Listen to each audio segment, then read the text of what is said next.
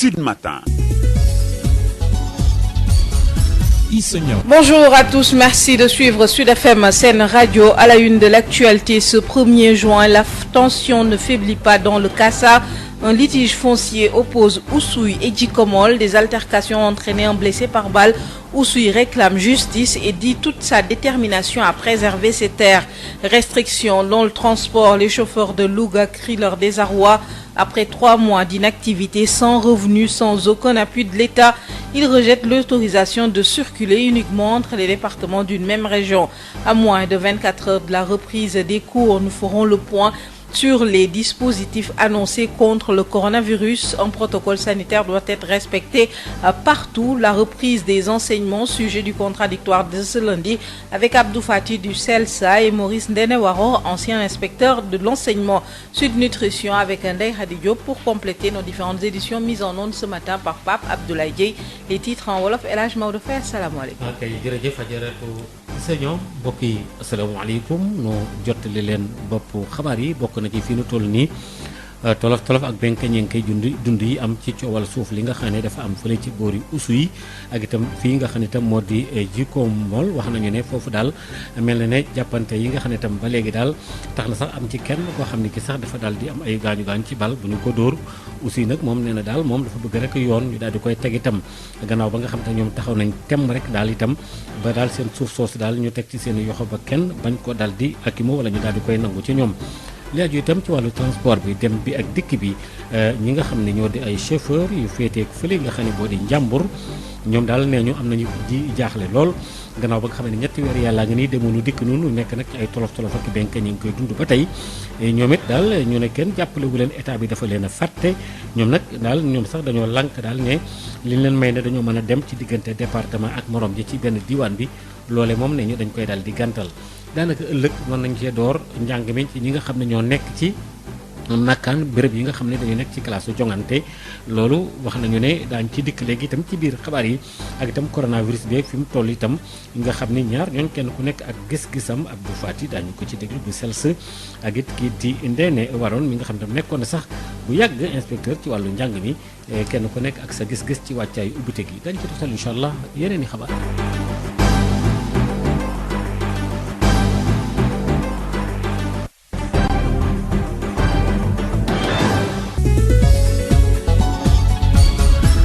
Habsa Eliman Wan. La BICIS, Banque internationale pour le commerce et l'industrie du Sénégal, la BICIS, la banque Le Monde qui change, vous offre le journal de l'économie. Bonjour et bienvenue. Avec la crise sanitaire liée au Covid-19, les exportations sénégalaises poursuivent leur tendance baissière. D'après le directeur général de l'Agence de promotion des exportations, cette baisse tourne autour de 6 à 7%. Docteur Malick Diop. Les choses n'ont pas trop bougé. La baisse continue. On l'évalue mensuellement autour d'une baisse tourne autour de 6-7%. Ce qui est considérable, sachant que les exportations depuis 7 ans faisaient partie d'un secteur qui n'a quasiment jamais affiché des baisses pareilles. Donc c'était quasiment une croissance permanente. Prenez juste pour exemple l'année dernière où nous avons battu le record de plus 18,9% de croissance, 1670 milliards,0 à 1985 milliards,1, donc plus 18,9%. Aujourd'hui, donc c'est une tendance baissière liée à des secteurs d'activité simplement tels que l'artisanat. Aujourd'hui, il n'y a plus de salons professionnels, il n'y a plus de foires, d'expositions. Donc, il y a plus de rencontres économiques et commerciales. C'est des secteurs comme l'agroalimentaire, la transformation agricole, la cosmétologie naturelle, un peu le secteur également des produits halieutiques, etc.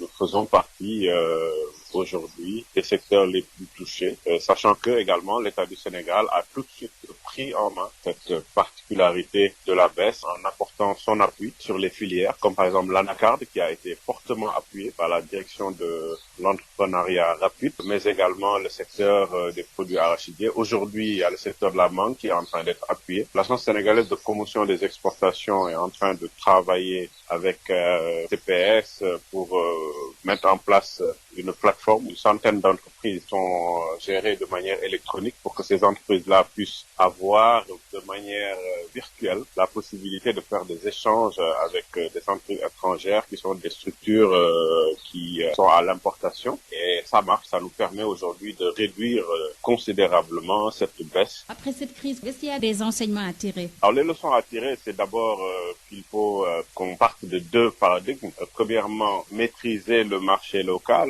Le marché local est le premier marché d'exportation. Aujourd'hui, nous travaillons beaucoup à ce que nos produits soient transformés et soient vendus également localement. C'est vraiment l'amélioration de l'offre exportable sénégalaise qui est une priorité aujourd'hui pour le Sénégal. Le deuxième élément, c'est la zone de libre-échange continentale qui nous permet aujourd'hui de pouvoir exporter dans une zone pas très éloignée de nous. Donc nous sommes aujourd'hui autour de 40% dans la zone UEMOA-CEDEAO, mais on peut l'étendre aujourd'hui dans toute la zone de libre-échange continentale sur 54 pays à moyen terme, ce qui pourra nous permettre aujourd'hui de limiter en tout cas les agréments liés à des crises pareilles qui peuvent être liées à la Covid, mais qui pourront demain être liées à autre chose qu'on n'aura pas encore identifié. Nous recevions le directeur général de l'ACEPEX, Dr Malick Diop. Le journal de l'économie, c'est fini. Merci de votre fidélité.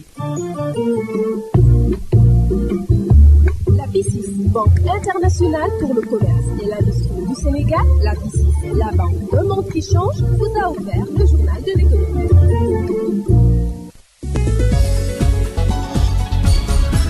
Ndeye Khady Diop. Biotox anti-moustique pour le corps, les vêtements, les rideaux et draps vous protège contre les moustiques chez l'adulte et l'enfant. Val d'Afrique vous offre votre journal de la santé. Bienvenue à tous. Info Santé revient sur la journée mondiale sans tabac. Célébrée hier 31 mai, le programme national de lutte et la Ligue sénégalaise contre le tabac établissent le lien entre le tabac et la transmission du coronavirus. C'est avec Djibril Wélé, le secrétaire exécutif de la LISTAB, interrogé par Birama Ndiaye. Djibril Wélé, bonjour. Vous êtes le secrétaire exécutif de la Ligue sénégalaise contre le tabac. Alors, comment la Ligue compte célébrer la journée? Malheureusement, avec le contexte donc de la Covid, nous sommes tenus vraiment donc d'éviter toute activité donc de mobilisation et nous avons en fait jugé nécessaire donc d'organiser, de faire un communiqué de presse allant dans ce sens-là, mais également donc de beaucoup communiquer par rapport donc au lien ou à la corrélation qui existe donc entre le tabagisme et également donc la Covid-19. Donc un communiqué a été déjà fait et partagé avec les médias. Nous comptons également donc dans le cadre de la communication, de la sensibilisation donc sur cette corrélation qui existe, donc faire ce qu'on appelle une distribution donc de masques donc et de livrets pour un peu expliquer qu'il est vraiment important d'arrêter de fumer parce que le coronavirus est une maladie infectieuse qui touche principalement donc les poumons, rendant l'organisme moins résistant au virus. Ça veut dire quoi? Ça veut dire que les maladies aggravées par le tabagisme telles que les cancers, les affections respiratoires, les maladies cardiovasculaires fragilisent en fait le système immunitaire.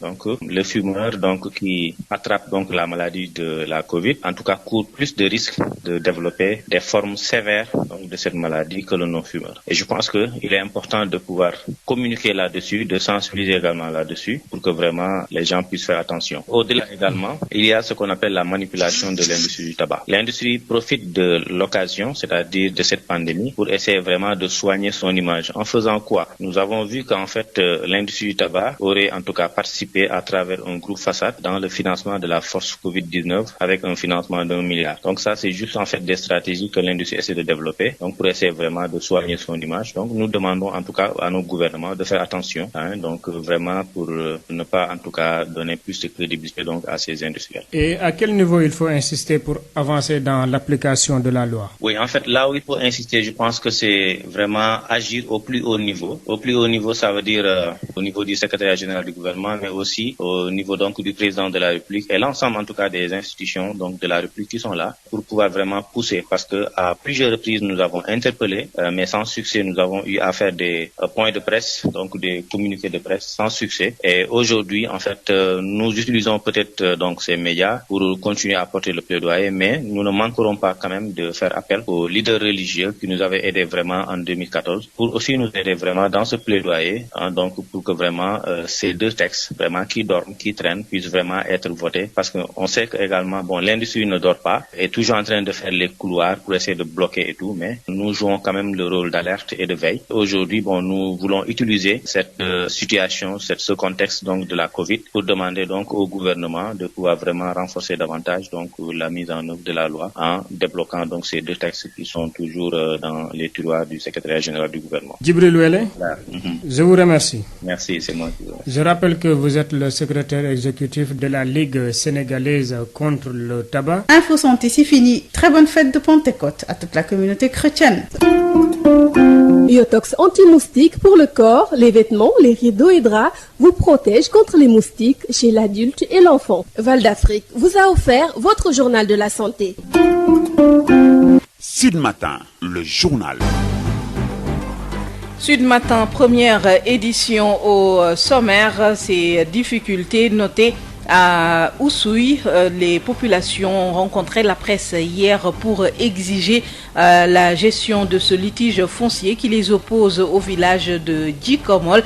Les habitants exigent également justice pour un jeune blessé par balle au cours des altercations. À Louga, les chauffeurs exigent la reprise du transport interurbain. Cela fait 3 mois qu'ils n'ont plus d'activité, pas de revenus, aucun soutien de l'État. Ils rejettent l'autorisation de circuler entre départements. Et puis la reprise des cours ce 2 juin pour les élèves en classe d'examen sur l'étendue du territoire. Le dispositif sanitaire est déjà en place dans plusieurs écoles du pays. Nous ferons le point dans cette édition. Un protocole sanitaire qui doit être respecté pour la reprise effective des enseignements sur l'étendue du territoire dès demain. Voilà pour les titres. Sud Matin. Issonia. Bonjour à tous, Pape Abdoulaye Dieye assure la mise en onde de cette édition qui nous mène directement dans le sud du pays où les habitants de Oussouye ont rencontré la presse hier pour se prononcer à Oussouye. Les habitants exigent justice après la blessure d'un jeune par balle au cours d'une altercation qui les oppose au village de Djikomol. En cause un litige foncier.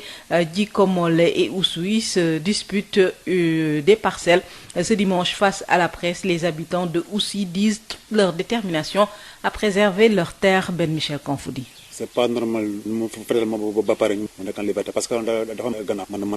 Jean-Jacques Badiane a été atteint par balle à la cuisse le 10 mai dans les vergers de Diassaé, objet d'un litige foncier entre le village de Djikomol et celui d'Oussouye dans le Kassa. Aujourd'hui, son seul souhait, c'est que l'auteur de ce coup de feu réponde de cet acte devant la justice. Justice, parce que c'est pas normal. Je veux que justice soit faite. Comment pouvez-vous comprendre que l'auteur d'un acte si ignoble continue de vaquer à ses occupations alors qu'il a utilisé une arme pour me blesser?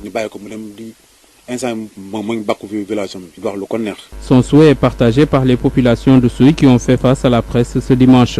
Ces dernières qui ont porté plainte attendent l'instruction du dossier. Nous avions porté plainte et il y a une commission et cette commission est en train de faire le suivi. C'est vrai que c'est dommage que ce jeune tirailleur qui a fusillé notre garçon est aujourd'hui en train de se promener comme il veut dans son village. Pour les populations de Oussouye, il n'est pas question d'abandonner ces terres qui appartiennent à leur famille depuis des siècles. Fulgence Tunokembodiata porte leur parole. Nous de Oussouye, nous sommes les propriétaires de nos terres. La communauté d'Oussouye récuse la terminologie de exploitants agricoles. Nous connaissons les limites des terres de nos pères. Personne ne nous en dépossédera.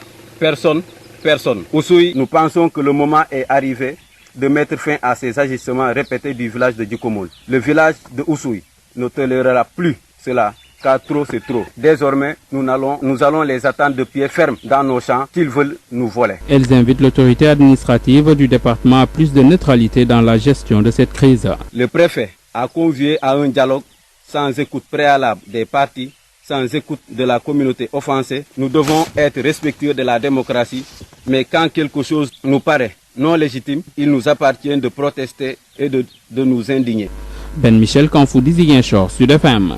Ben Michel Kanfoudi, direction Louga, pour parler de la colère des chauffeurs de la région à cause des restrictions dans le secteur du transport. Ils crient leur désarroi après 3 mois d'inactivité, sans revenu, sans aucun appui de l'État. Ils rejettent l'autorisation de circuler uniquement entre départements Lamine Gueye Samane. Les membres du regroupement des chauffeurs de la région de Louga rament à contre-courant de l'arrêté du ministre de l'Intérieur qui les autorise à circuler seulement entre les 3 départements de la région. Ousmane Sall est leur président. Cet arrêté n'est pas bon pour nous chauffeurs interurbains. Il n'arrange que les chauffeurs clandestins. Cet arrêté ne change rien dans notre vie. Nous sommes toujours confinés. Les chauffeurs réunis ici à la gare routière ont décidé de continuer à immobiliser leurs véhicules. Nous avons trop attendu 3 mois maintenant et nous n'avons jusqu'à présent pas vu la couleur de l'argent qui nous est destiné. Nous sommes fatigués, à la limite nous sommes des morts vivants. Les taximans de la région de Louga sont-ils oubliés par l'aide de l'État? C'est tout comme, selon Ousmane Sall, président du regroupement des chauffeurs de la région de Louga. Les cars urbains circulent, ils ont pourtant bénéficié d'une enveloppe, ce qui n'est pas le cas des taximans de la région de Louga. Ils n'ont rien reçu. Nous invitons le ministre de l'Intérieur et son homologue du transport à parler au président de la République pour rectifier le tir, car les taximans sont fatigués. des transports terrestres ñu gis nu nu mën a waxtaan ak président de la république comme ñëpp nu nu amee si enveloppe bi taximan yi amee ko si enveloppe bi parce que taximan yi bàyyi nañ leen ñu daw mais amuñu dara. La levée de l'interdiction de circuler entre les régions est, selon ces chauffeurs, la seule solution aux 1001 difficultés qui les assaillent depuis l'instauration de l'état d'urgence. Lamine Gueye Samane, Louga, Sud FM. Lamine Gueye Samane, 140 auto-écoles de Dakar dans l'attente d'une délivrance pour continuer leurs activités depuis la mise en place des mesures de restriction dans le secteur du transport. Ces auto-écoles traversent d'énormes difficultés. Invite le ministre des Infrastructures routières à se pencher sur leur situation.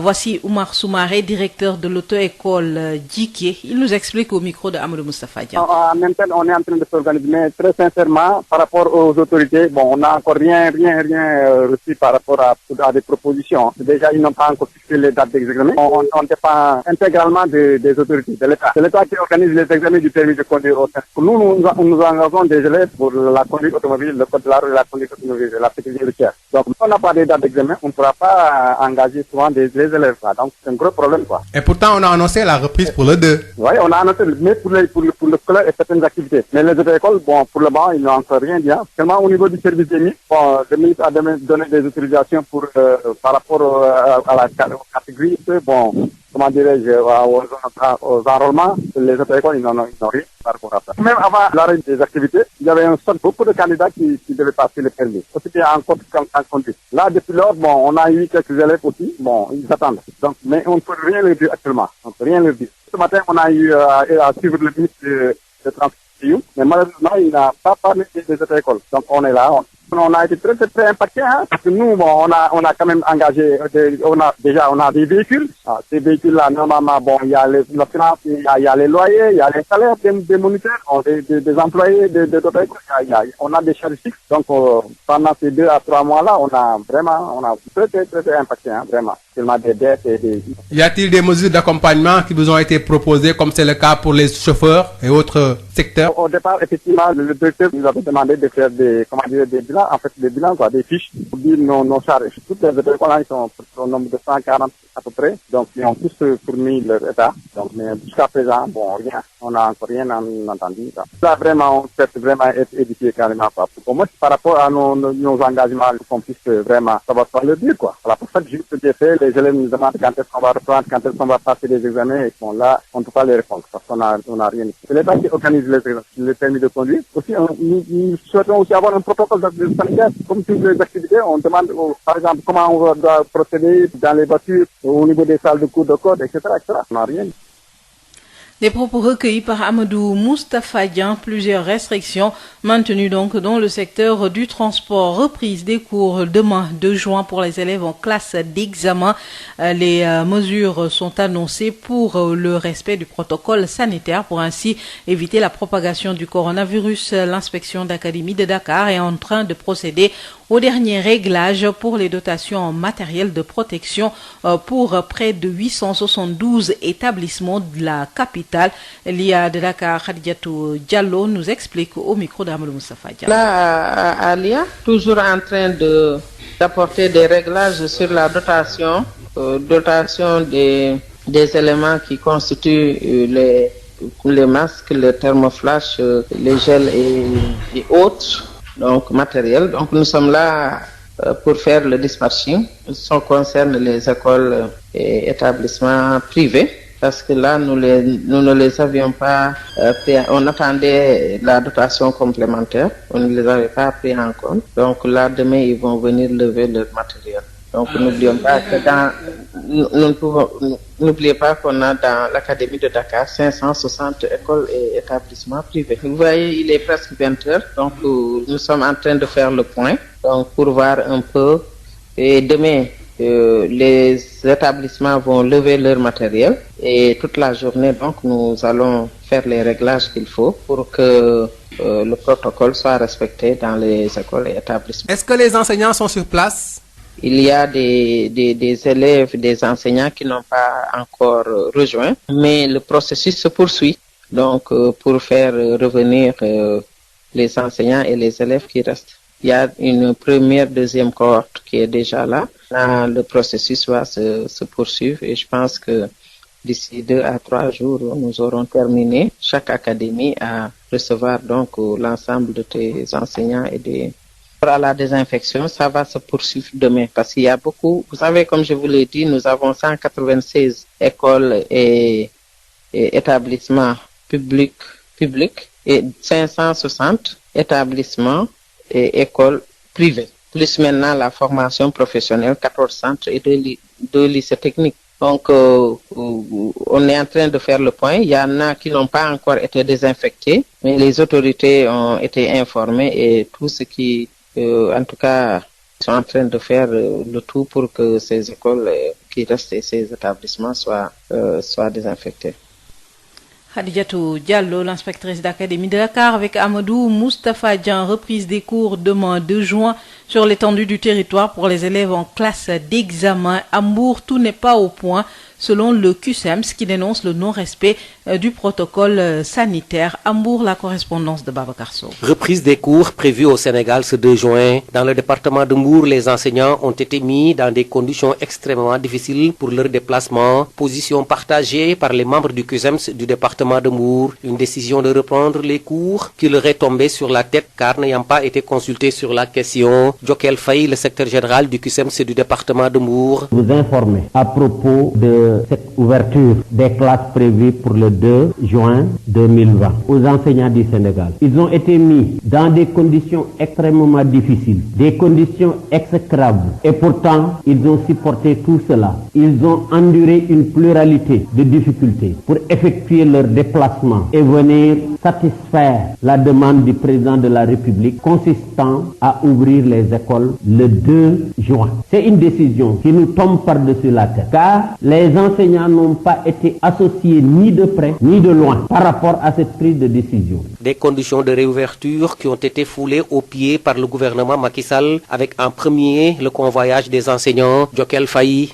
Toutes les conditions que l'État du Sénégal avait fixées pour faciliter la réouverture des classes, ces décisions-là ont connu une application extrêmement mauvaise. Le premier drame que nous avons enregistré concerne le convoyage des enseignants. L'État du Sénégal a pris la décision d'ouvrir les écoles le 2 juin. Mais tout le monde sait que nous sommes en période de couvre-feu et nous sommes en période d'état d'urgence. Les enseignants qui s'étaient déplacés après la fermeture des écoles pour aller rejoindre leurs familles, mais lorsque le président de la République a pris la décision de rouvrir les écoles, il devrait prendre la décision également d'arrêter le couvre-feu pour permettre aux enseignants de pouvoir se déplacer. Le Sénégal, un État qui, selon le CUSEMS, n'a pas respecté le document relatif à la procédure opératoire normalisée, un protocole de sécurité sanitaire pour la reprise des enseignements et apprentissages dans les structures scolaires. Babacar Sow depuis Mbour pour Sud FM. Nous ferons le point dans d'autres localités dans la seconde édition. Le point sur l'épidémie de coronavirus dans le monde.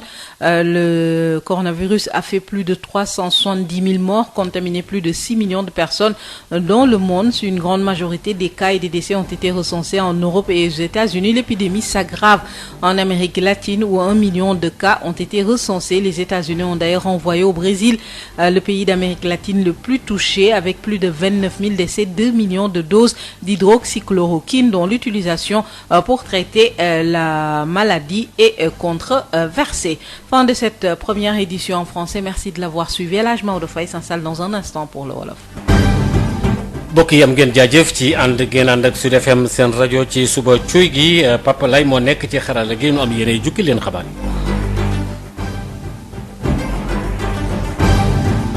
bokk na ci li ñu fas yéene jukki li nga xam ne fii nu toll nii loolu ci usuy la ak coow li nga xam ne dafa am itam ci coowal suuf loolu daañu ci dikk léegi kenn ku nekk fa nga ngoy bëggoo tamit mu daal di lay rëcc daañu ci dikk léegi wala dem bi dikk bi ci Louga chauffeur si nga xam ne ñoo nekk foofule ñu ngi ci ay jafe-jafe ak i benk ñi ngi koy dund gannaaw ba nga xamee ne état bi dimbaliwu leen ñu ne déete waaye itam ñu ne sax ñoom dañoo gàntal ne daal loolee nga xam ne wax nañ ko ne kët ñoom dañuy dem ci yenn gox goxaan yi ni nga xam ne moo gétti seen gox yooyu la ñoom ne ñu duñ ko def tey duñ ko def ëllëg itam daañu ci dikk léegi daañu ci toftal incha allah yeneen i xabaar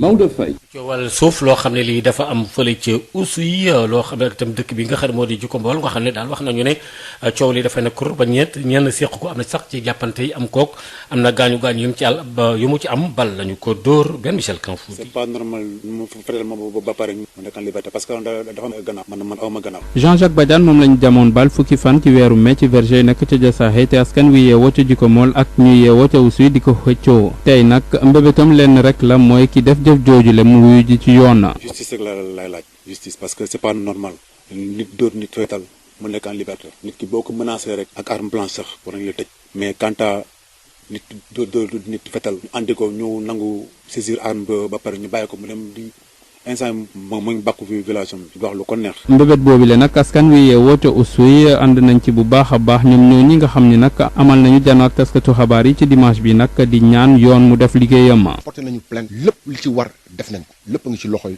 justice jeune bi tiré fetal bi dañ ko déglu nañ ko ba pare bàyyi ko mu dem ñun gëm nañ na ci que justice dara def liggéeyam parce que mbir moomu tamit su ci justice deful liggéeyam ñun tamit duñ ko seetaan. askan wi yeewoo ca Oussouye di wax ni ñoom nag xel xalaatul ñu bàyyi tool yooyu nga xamante ni ñoom ñoo ko moom te ñu koy exploité depuis seeni maam Ismaïla Ngoti Diédhiou moo yore seen kaddu. dama la ne bañuñ ci dara duñu ci dellu gannaaw parce que terre yooyu duñ ko seet duñ ko kii parce que ñun foofu la ñuy suturoo xel xalaatu ko ba duñ ci béy ba duñ ci dem suturoo Jassaaye c'est un nom de Xuluf c'est pas un nom de Soulel Djiroua c'est un nom de Xuluf c'est pas un nom de Soulel et c'est des terres cultivables d'arachide ñooñu duñuy béy gerte c'est-à-dire que dëgg naa ci seen benn mémorandum ñu naan que waaw seen ay mbokk ñoo doon sàmm ay kanaara yi dem ba àgg foofu ñu gis ça a été même une honte par rapport à l'intelligence. waaw Oussouye yokk nañ ci itam di ñaax préfet bu Oussouye mu gën a tëddee njaaxaanaay ci gestion dossier boobu lee. doxalin préfet Oussouye bi ànduñu ci benn yoon. effectivement démarche partisane lañ fa gis moo tax it ñun buñ ci gisul suñu bopp te waxtaan gi war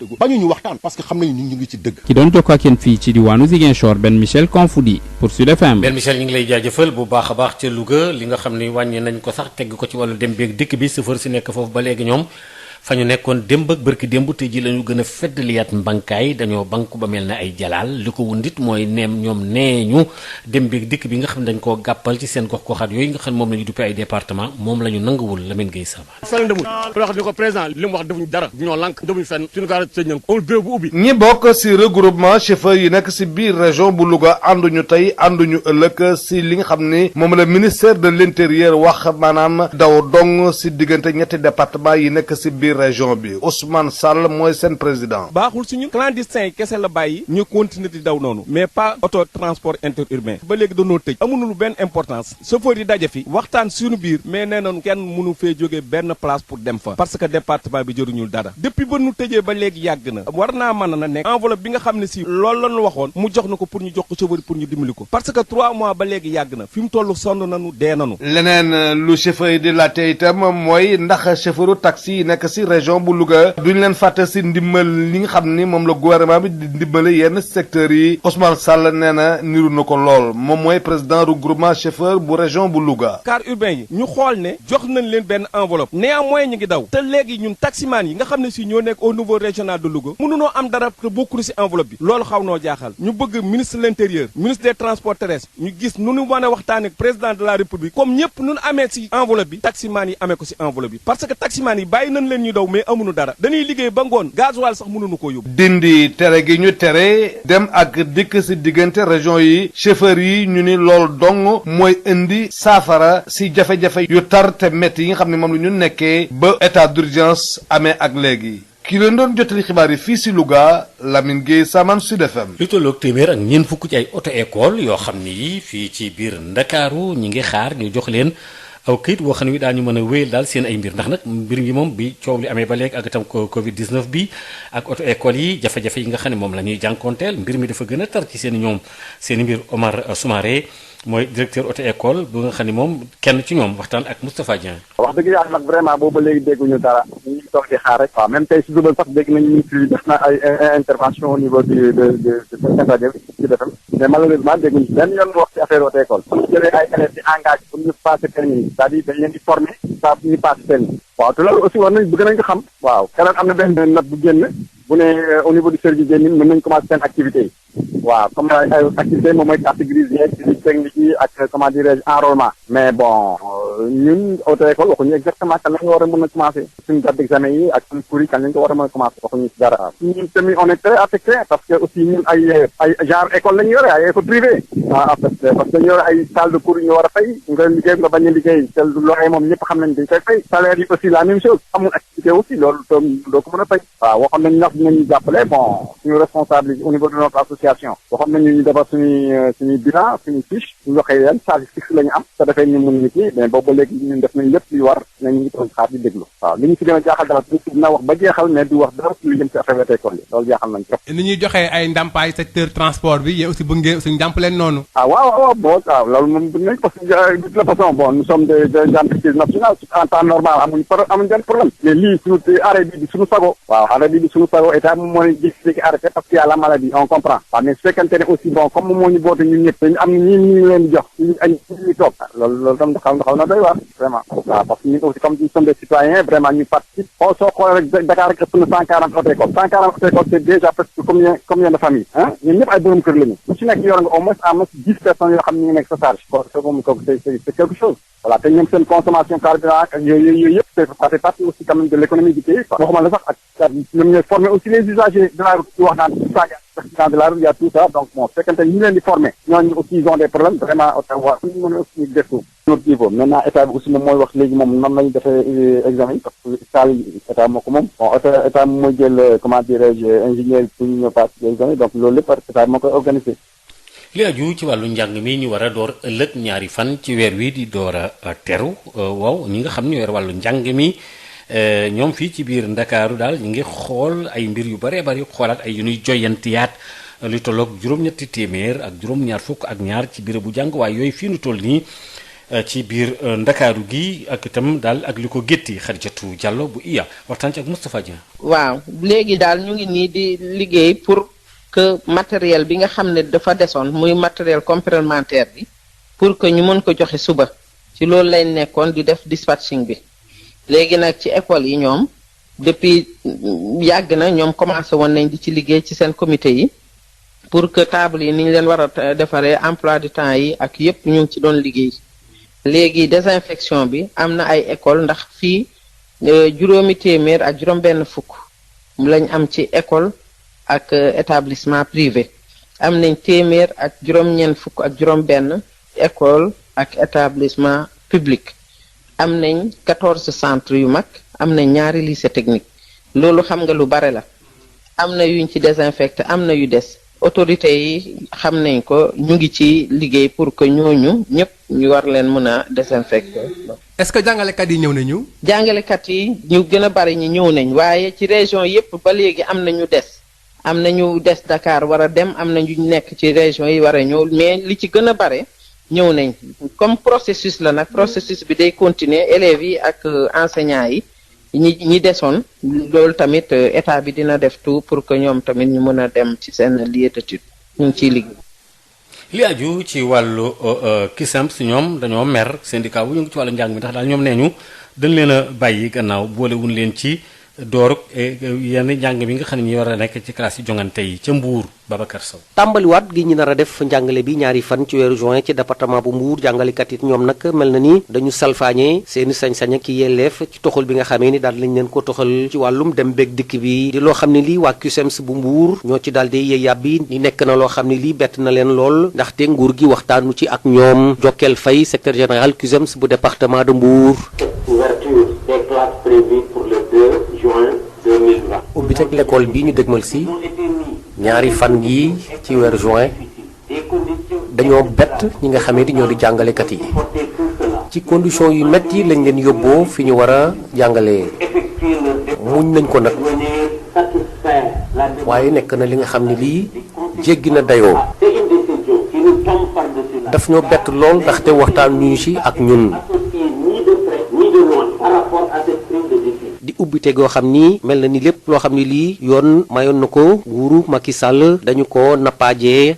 Toutes les conditions que l'État du Sénégal avait fixées. nguuru Sénégal la mu waxante woon ak njàngalekat yi ngir yombal seen dem ak dikk lépp daf ko nappaajee. ci jëkk moo di convoyage bi ñu doon yóbbu enseignants yi fa ñu war a jàngalee ji. ñu jàpp ni ci jamonoy couvre-feu lañu ko def loolu nag day nekk lu metti loo xam ne lii arrangé wul conditions yi nga xamee ni ci lañ doon toxale enseignants yi. jiitu réew mi ba mu jëlee ndogal bi mënoon nañu jël ay mesures d'accompagnement teggi couvre-feu bi. Sénégal di réew moo xam ni suñ sukkandikoo ci CUSEMS lu ñu wax nee nañu daal yeesalu ñu benn yoon xaymab nataal boo xam ni bii tëralinu wàllum kaaraange ci wér-gum yaram ngir tàmbaliwaat mboole seen njàngale ci béréb yi nga xamee ni soxal na lu ni mel Babacar Sow dañ ca jokko kenn fii ci Mbour pour Sud FM. Babacar ñu ngi lay jaajëfal bu baax a baax ndoorte njàng mi ëllëg ñaari fan ci weeru juin ci diggante Mbacké ba ngay dem Touba fi mu toll nii école yi ci bare bari daal nañ leen di rek poudre ba daal génnee lépp loo xam ne njort na ne tooke la ju fa nekk joo xam ne mën naa wàll kenn kilifa yi nag ñu ngi xaar daal lu tolloog fukki junni ci ay élèves ak itam lu tolloog juróom benn téeméeri jàngalekat tuuti sëy aar ñi nga xam ne ñoom ñooy élèves yi loolu moo gën a soxal ñi nga xam ni ñoom ñooy kilifa yi nekk ci wàllu njàngale mi loolu moom moo waral matuwaay yi nga xam ni moom lañ fas yéenee jël ngir reprise bu jaar yoon kiñ ko xamal di Ndiaga Ba di inspecteur de l'éducation et de la formation bu Mbacké. boo jëlee Mbacké tey commencé nañ ñoom seen désinfection. Touba aussi chef de brigade woo na ba jox naa ko turu école yi te école yi publique ak privé la. bu dee wàllu masque yi tamit moo wooye koo xam mooy toogal moo représenté presque maire yi. daanaka ñoom ñëpp def nañu loolu. di wax rek ne suñu demee nag su yàlla defee ñu dem ba foofu nag. école yi nga xam ne matewul nag su boobaa ñooñu duñu mën a ubbi parce que loolu lañ jàpp. dañ jàpp ne suñu demee ba lu ñu doon wax li matul élèves yi dañu mën a ubbi parce que bëgguñu exposer aussi xale yi. boo jëlee xale yi maanaam ñu war a def CM2 ak ñu war a def 3e ñu war a def terminale ak ñu nekk formation professionnelle nekk nañu fukki junni ak benn ak téeméer ak fanweer ak ñaar donc ñoom la li muy jàngalekat yi moom it daanaka weesu na 600 maanaam juróom benn téeméer. dem bi ak dikk bi nekk loo xam ni moo ub bopp wenn waajur yi nga xam ne ñoo nar a bàyyi seeni doom ñu jàngi ñaari fan ci weeru juin ndongo yooyu at mu jot dañu jànkonteeg ay jafe-jafe ci année scolaire bi ay bus ak ay Mbacké Touba yoo xam ne dafay fees dell ak ay nit ñoo leen di faral di yóbbu ñuy jàngi waaye reprise bi nga xam ni dafa nar a nekk ci contexte bu particulier inspecteur bu Mbacké Ndiaga Ba di dalal xel. loolu tamit jot nañ ci def liggéey ak monsieur le préfet fexe na ba woo regroupement transporteurs yi léegi ñoom daañu fexe ba génnee tataay ba mu doy bu ko defee ñu wut ay béréb yoo xam ne ci xale yi foofu la ñuy daje ñu mën leen a jël ce qui fait que ci diggante 7h45 bu 8h45 ñoom xale yi la ñuy yóbbu pare ñu dem defi seen course ci ngoon gi ñu ñëwaat mën a jël xale yi ñu delluwaat ñibbi donc loolu waxtaan nañ prix yi aussi ñu ne wax dëgg yàlla dañ koy yoro ba def ko 100 francs rek pour jàppale xale ci ñaari weer. kilifa yi nekk ci dëkk bi nag fas yéene nañ ci talaate ji nemmeeku l'école yi ndax matuwaay yépp jël nañ ko. tuuti say Mbàkke Sud FM. mairie ba nekk fële ca Madina Sabax moom seen municipalité boobule ca département bu Nioro ñoom daal lépp lu aju woon ci ay jëf yoo xam ne dañu ko doon jëmale ci ay dépenses jëmale ko ci xeex Covid 19 bi taxawal nañ ko ngir waajal élèves yi ak jàngalekat yi war a ñëwaat ci yeneen classes yi foofee ca Madina Sabax daal luy tolloog ci candidat yi sax jàngalekat yi toll nañ ci téeméer ak juróom-benn ndongo yi ñeenti téeméer ak juróom-ñett fukk. Ousmane Gueye may maire ba waxtaan ak Mamadou Camara. mbir da nga koy waajal. xaalis naam amul parce que léegi marché yi tëj nañ boutique yi mën a mën a tëj parce que ku fay du ma ko tëj boo ko tëjee ñu yooxu donc lañ amoon lu mu néewloo dañ koy dajale parce que lu nga xam ne essentiel loolu muy ay carburant maire engagé ma ko ak yeneen dama ko gelé même sous préfet dama koy gërëm carburant bu nga xam ne dañ ko waroon a engagé def na nañ ko bàyyeegum en attendant payeur la mu waroon a am amul donc nañ régler problème bi communauté bi ñoo dajale xalaat yokk budget bi ne nañ ko taxawu te bëgg dara bettu ba fii ñu toll nii feebar lu mu rëy dara bettu mooy école yi na am ndox na am saabu na am lavoir nañ sol masque je pense que yooyu bu fekkoon ne réunirut mën nañuy wax ne ubbite école du am fanweeri lavoir yu mag ak robinet ñoo fi ne fanweeri paquet eau de javel ñu ngi fi fanweeri eau de javel mu ngi fi ak yeneen alors am nañ ñeent fukki boîte yu mag gel pour jàngalekat yi alors am nañ ñaari junne masque ak juróomi téeméer pour jàngalekat yi ak élèves yi désinfecté lañ école yëpp dégg désinfecté ba ci lycée bi école privée bi sax dañ ko boole ci désinfection parce que quand même suñu ay doom ñoo fay jàngee defuñ xaaj ak seen yëpp lañ ànd mën nañu wax ne lycée bi du ci prérogative mairie dama ko jël en charge dugal ko ci biir parce que xeex bi benn la alors li am fii moo am Ngayeen moo am Kaymoor donc dynamique bu ma monté woon pour oo ñetti maires yi sous l'autorité du sous-préfet moo jur lii yëpp dañ ko waajal mbir da nga koy waajal mais commune bi lépp pare na amul benn école bu ñu désinfecté nettoyé ko def naa lépp benn école moo amuloon ndox muy Kër Serigne Soy te fii ñu toll nii ñu ngay dugal ndox donc directeurs yi ñoo la gën a yàkkamte ñu ubbi école directeurs yi xam nañ ne conditions yi pare na pour ñu ubbi lu ci des mooy parents la ñu accompagner nañ ñu dimbale wax ak seen doom yi waaye boo toogee sa kër waxoo dara sa doom da xëy da dem liggéey préparé woo ko waajaloo ko ñoo ko déggandoo fii ak maanaam séddale bi ñuy séddale wàllu dund gi ngir jàppale ko lenn ci askan wi ñu duppee ko ay denrées alimentaires wirgu wowule daañu ko daal di taxawal daal koy jeexal tàkk fii ak ñaari ayu bis lu mu gàtt-gàtt loolu la Mansour Faye mi ñu gàll loolu wax ci Sénégal gi yëpp wërngël kàpp nee nag ñi nga xam ne ñoom lañ joxoñoon ngir defal loolee lu ci bëree bëri it am na ci lool jàppandal na daal bëgg nañ daal yëf yi daal di yegg ndax fi ñu toll ñu ngi dëgmal nawet beegi Mansour Faye am na ay kaddu fële ci boori Ndar yooyu da ko rotal ki ko taatan di Yves Tendeng. waaw mën naa wax macha allah ñu ngi sant ci borom tey gis ngeen ma ànd ak le gouverneur de la région de Saint-Louis ñu ñëw ci yenn communes yi pour xool ni mbir mi commencé na joxe bi tàmbali na di dem ci askan bi mooy ñu ko yelloon dem nañ fële ci commune de Saint-Louis bi nga xam ni bon donc samay collaborateur nekk ci mairie bi macha allah ànd ak waa administration yëpp ñëw nañ fii ci Ndiabène Gandiol fekk si maire bi donc gis ni opération yi tàmbali na.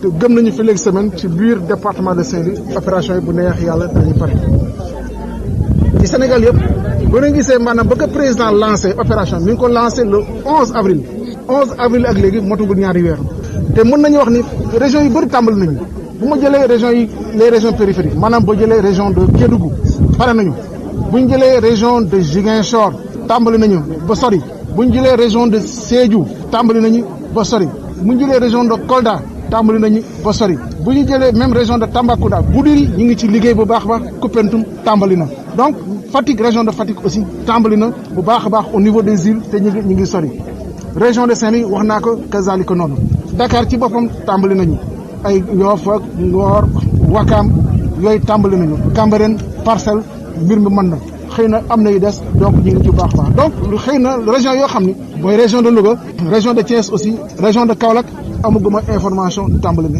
Diourbel aussi donc région yooyu des damay ñaan gouverneur yi ñi nga xam ni peut-être tàmbaleeguñu lu ñu am ci kit mën nañ ko tàmbali parce que tey maanaam fu nekk alimenté nañ ko de telle sorte que ni ku nekk war naa mën a tàmbali donc dama leen di ñaan ñu tàmbali lu ci des ñu ngi koy mottali au fur et à mesure ñuy avancé bu baax loolu bu ñu ko defee rek gëm naa ñu fi leen ñaari semaine tout au plus askan bi ci boppam dana jot dund bi nga xam ni président moo leen ko jagleel. ci gouverneur bu Ndar moo nga ci àndoon ci liggéey boobule ak itam kit alimentaire yi ñu doon joxe maanaam jumtukaay yi nga xam ne baax na ci askan wi lool ci kër yi ñu war ko mën a jëfandikoo ngir daal xeex bi ñu xeex ba tey rek Covid 19 ñoom luñ mën a xeetali ko kit Aïdara Niang moom tamit bi nga xam moo jiite woon mbootaay googule xool ba xam daal lépp ni nga ko war a mën a doxalee ñu jokko ci ak Yves Tendeng. bile tukkib nemmeeku tax na ba kii di gouverneur bu Ndar mi nga xam ne ni moo jiite commission buy saytu opération wàllum séddale kit alimentaire yi xool ba xam boobu la liggéey naka la tëddee ci bërëb yi nga xam ne ni sanc nañu leen ci diwaan gi ci lu soxal dund bi ñu jox njaboot yi loru ci Covid 19 bi. Alioune Aïdara Niang. Le département de Saint-Louis jot na totalité seen dund. Aujourd'hui commune de Saint-Louis Sidi Ndamol commencé na commune de Ndiébel Gandiol commencé na commune de Fass ak Pal commencé nañu commune de Gando lépp loo xamante ni la tonnage am la bu subaa dina ko jël carrément ça veut dire que donc mardi au plus tard département de Saint-Louis war na mun tàgg. Podor également ñu ngi leen mettre en place les denrées tout comme Dagana boo jëlee Podor ak Dagana ñu ngi si une moyenne de 75% bi te jël yi may wax ak yow ñu camion yooyu ñu nga taxaw Dagana da wàcc sucre bi manqué woon ak diwlin bi si bien que peut-être à 18h on sera à 90%. bu ñu jàppee loolu peut-être au plus tard mercredi on aura la totalité des quantités du département de Podor. muy ay opération yi nga xam ne ni ci seeni tëralin daanaka am na ay jafe-jafe yi ñu jot a jànkoonteel ci lu jëm ci mbirum yokkute gi ñu nemmeeku ci njëgu transport bi waaye itam ci lu soxal yëpp ak i déchargement dund yilee. région de Saint-Louis dafa rëy parce que boo jëlee Pal ba Diaba 400 kilomètres la. et puis Podor rek am na fa ñaar fukki commune ak ñaar ba tax na opération bi dafa dis xawoon na yéex. ci ñaari fan yi la ñu doon séddale dund gilee daanaka lu toll ci ñeenti téeméer ak fukki njaboot ci arrondissement bu Ile bi jot nañu seeni kit alimentaire waaye itam lu toll ci juróom-ñaari téeméer ak ñaar fukk ak juróom ci ay njaboot yi nga xamee ni jot nañu seeni ndimbal ci soor bi teg ci itam yeneeni téeméeri njaboot ak juróom-ñett nekk ci diwaanu Gandiol fi nga xamee ni lu toll ci junni ak ñaari téeméer ak juróomi njaboot daañ fa jot seeni ndimbal muy ñetti bërëb fi nga xamee ni kii di gouverneur bu Ndar ak i délégation jot nañ fa jaar tey ji dem nemmeeku fa liggéey bi ki doon jokkoo ak yéen fii ci Saint-Louis Yves Tendeng Sud FM. Maodo Faye.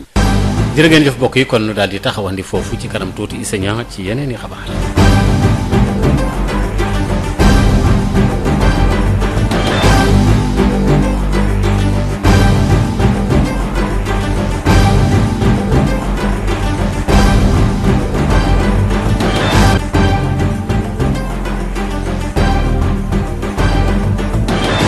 Sud Matin.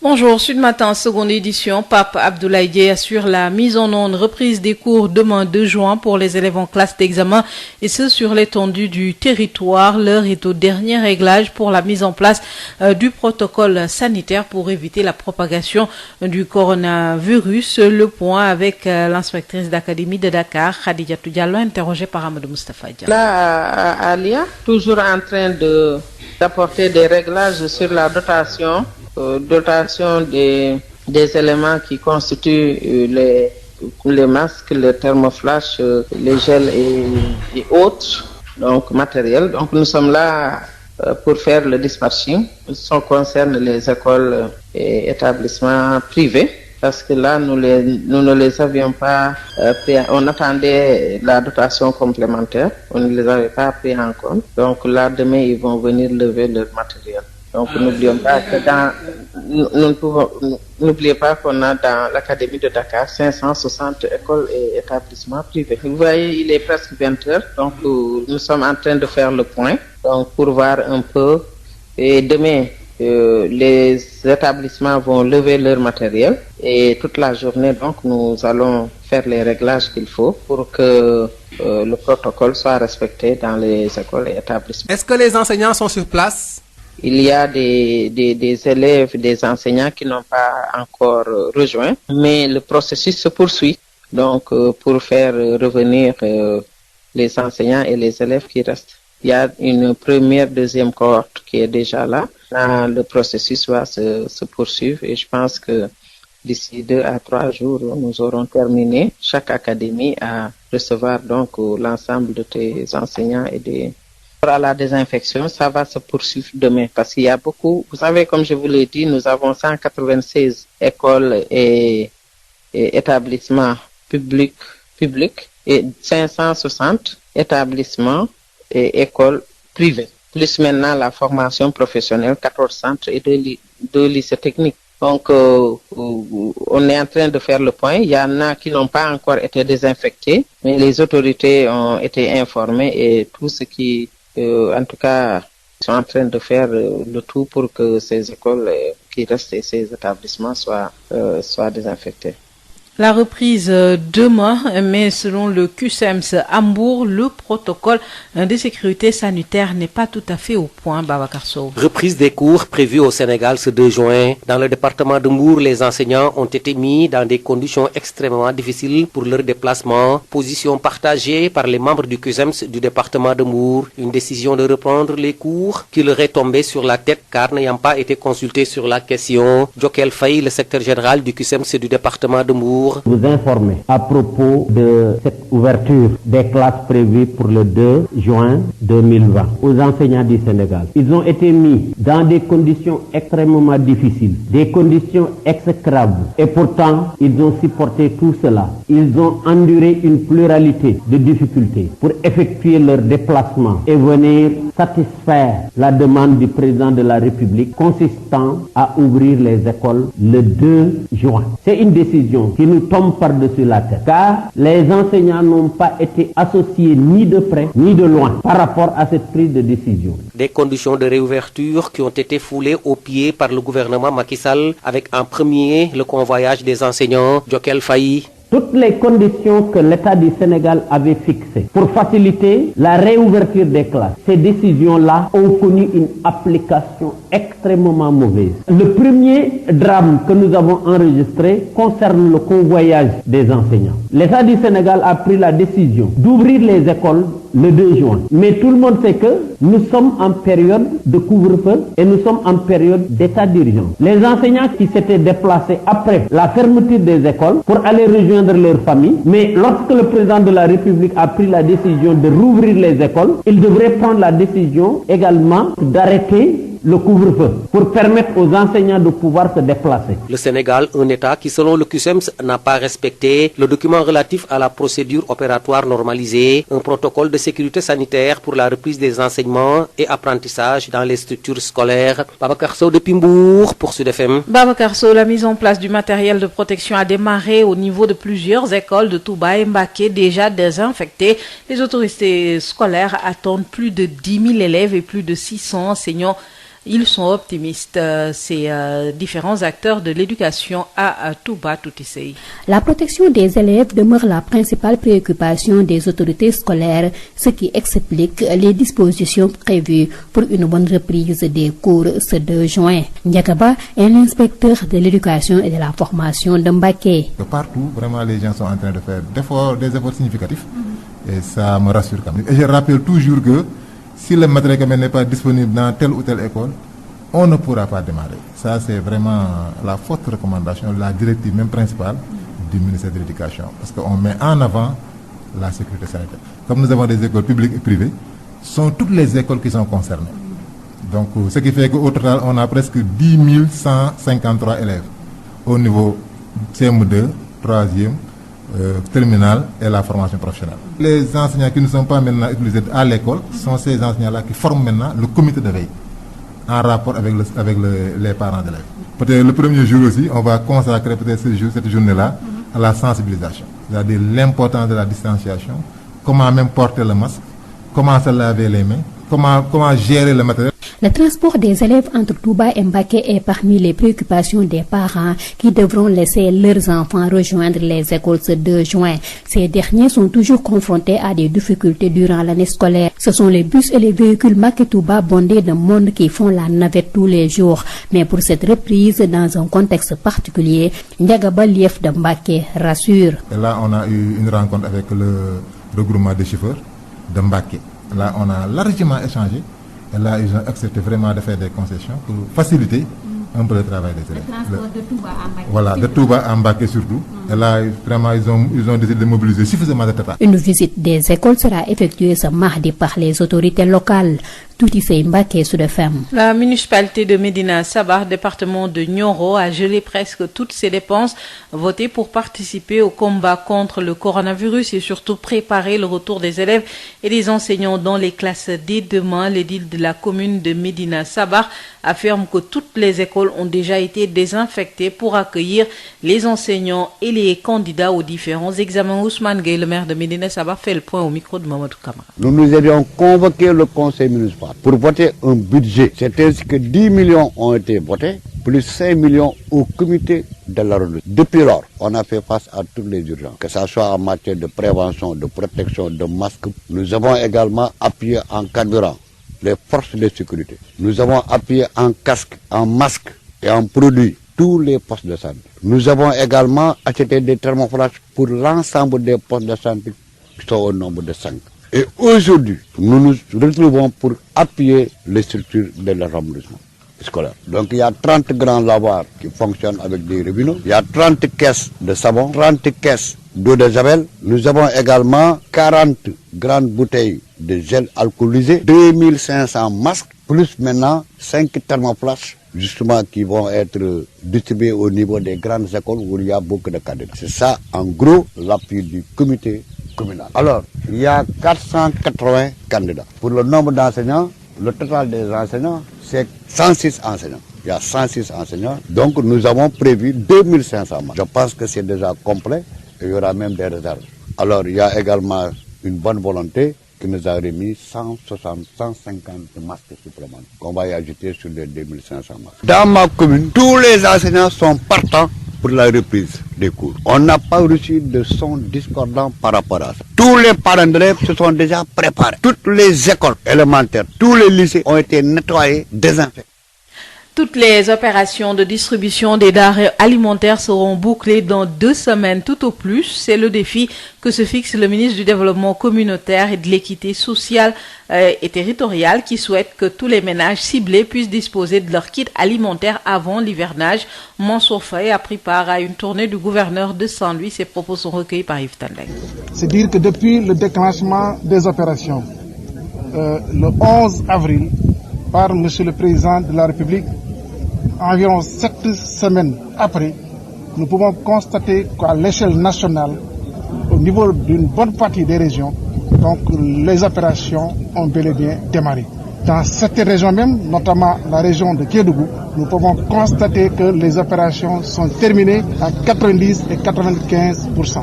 Dans la région de Ziguinchor, le département de Bignona a démarré, la commune de Ziguinchor a démarré, et dans d'autres communes au niveau même de cette région ont démarré les opérations de distribution. La commune de Matam a démarré, le département de Kamer, le département de Ranérou. Dans d'autres régions, au niveau de la région de Tambacounda, Goudiri a démarré. Au niveau du département donc, de Koupentoum, les opérations ont démarré. Et bientôt dans la commune de Tamba et même dans le département de Tamba, les opérations vont démarrer. Région de Sédhiou, les opérations ont démarré et on Kolda idem. Medina Yorofula, ils ont terminé les opérations donc, de distribution et les autres départements, Kolda, Pelengara, notamment, donc ces opérations effectivement sont en cours et seront terminées d'ici quelques jours. C'est-à-dire la dynamique que nous sommes en train de rechercher, c'est que tout au plus dans une semaine ou 10 jours, que les opérations puissent être réalisées. C'est l'occasion pour moi de lancer un appel à l'endroit des gouverneurs des autres régions qui n'ont pas encore démarré, de quelle que soit la disponibilité des kits, de pouvoir démarrer les opérations de distribution en attendant que les compléments arrivent. Mais tout au plus, nous pensons fondamentalement que dans les 15 jours, toutes les opérations seront terminées à l'échelle nationale pour que les populations puissent disposer de kits alimentaires avant le début de l'hivernage. Restrictions dans le secteur du transport. Les chauffeurs de Louga rejettent l'autorisation de circuler uniquement entre départements de la région. Ils souhaitent la reprise du transport interurbain et l'appui de l'État après 3 mois d'inactivité. Lamine Gueye Saman a assisté hier à leur rassemblement.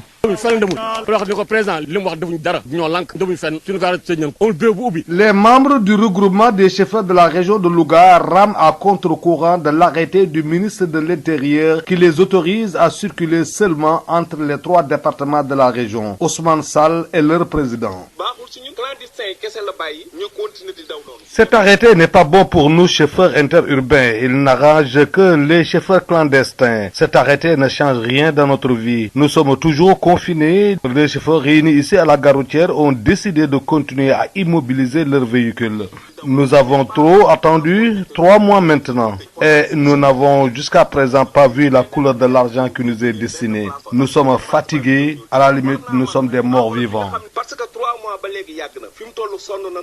Les taximans de la région de Louga sont-ils oubliés par l'aide de l'État? C'est tout comme, selon Ousmane Sall, président du regroupement des chauffeurs de la région de Louga.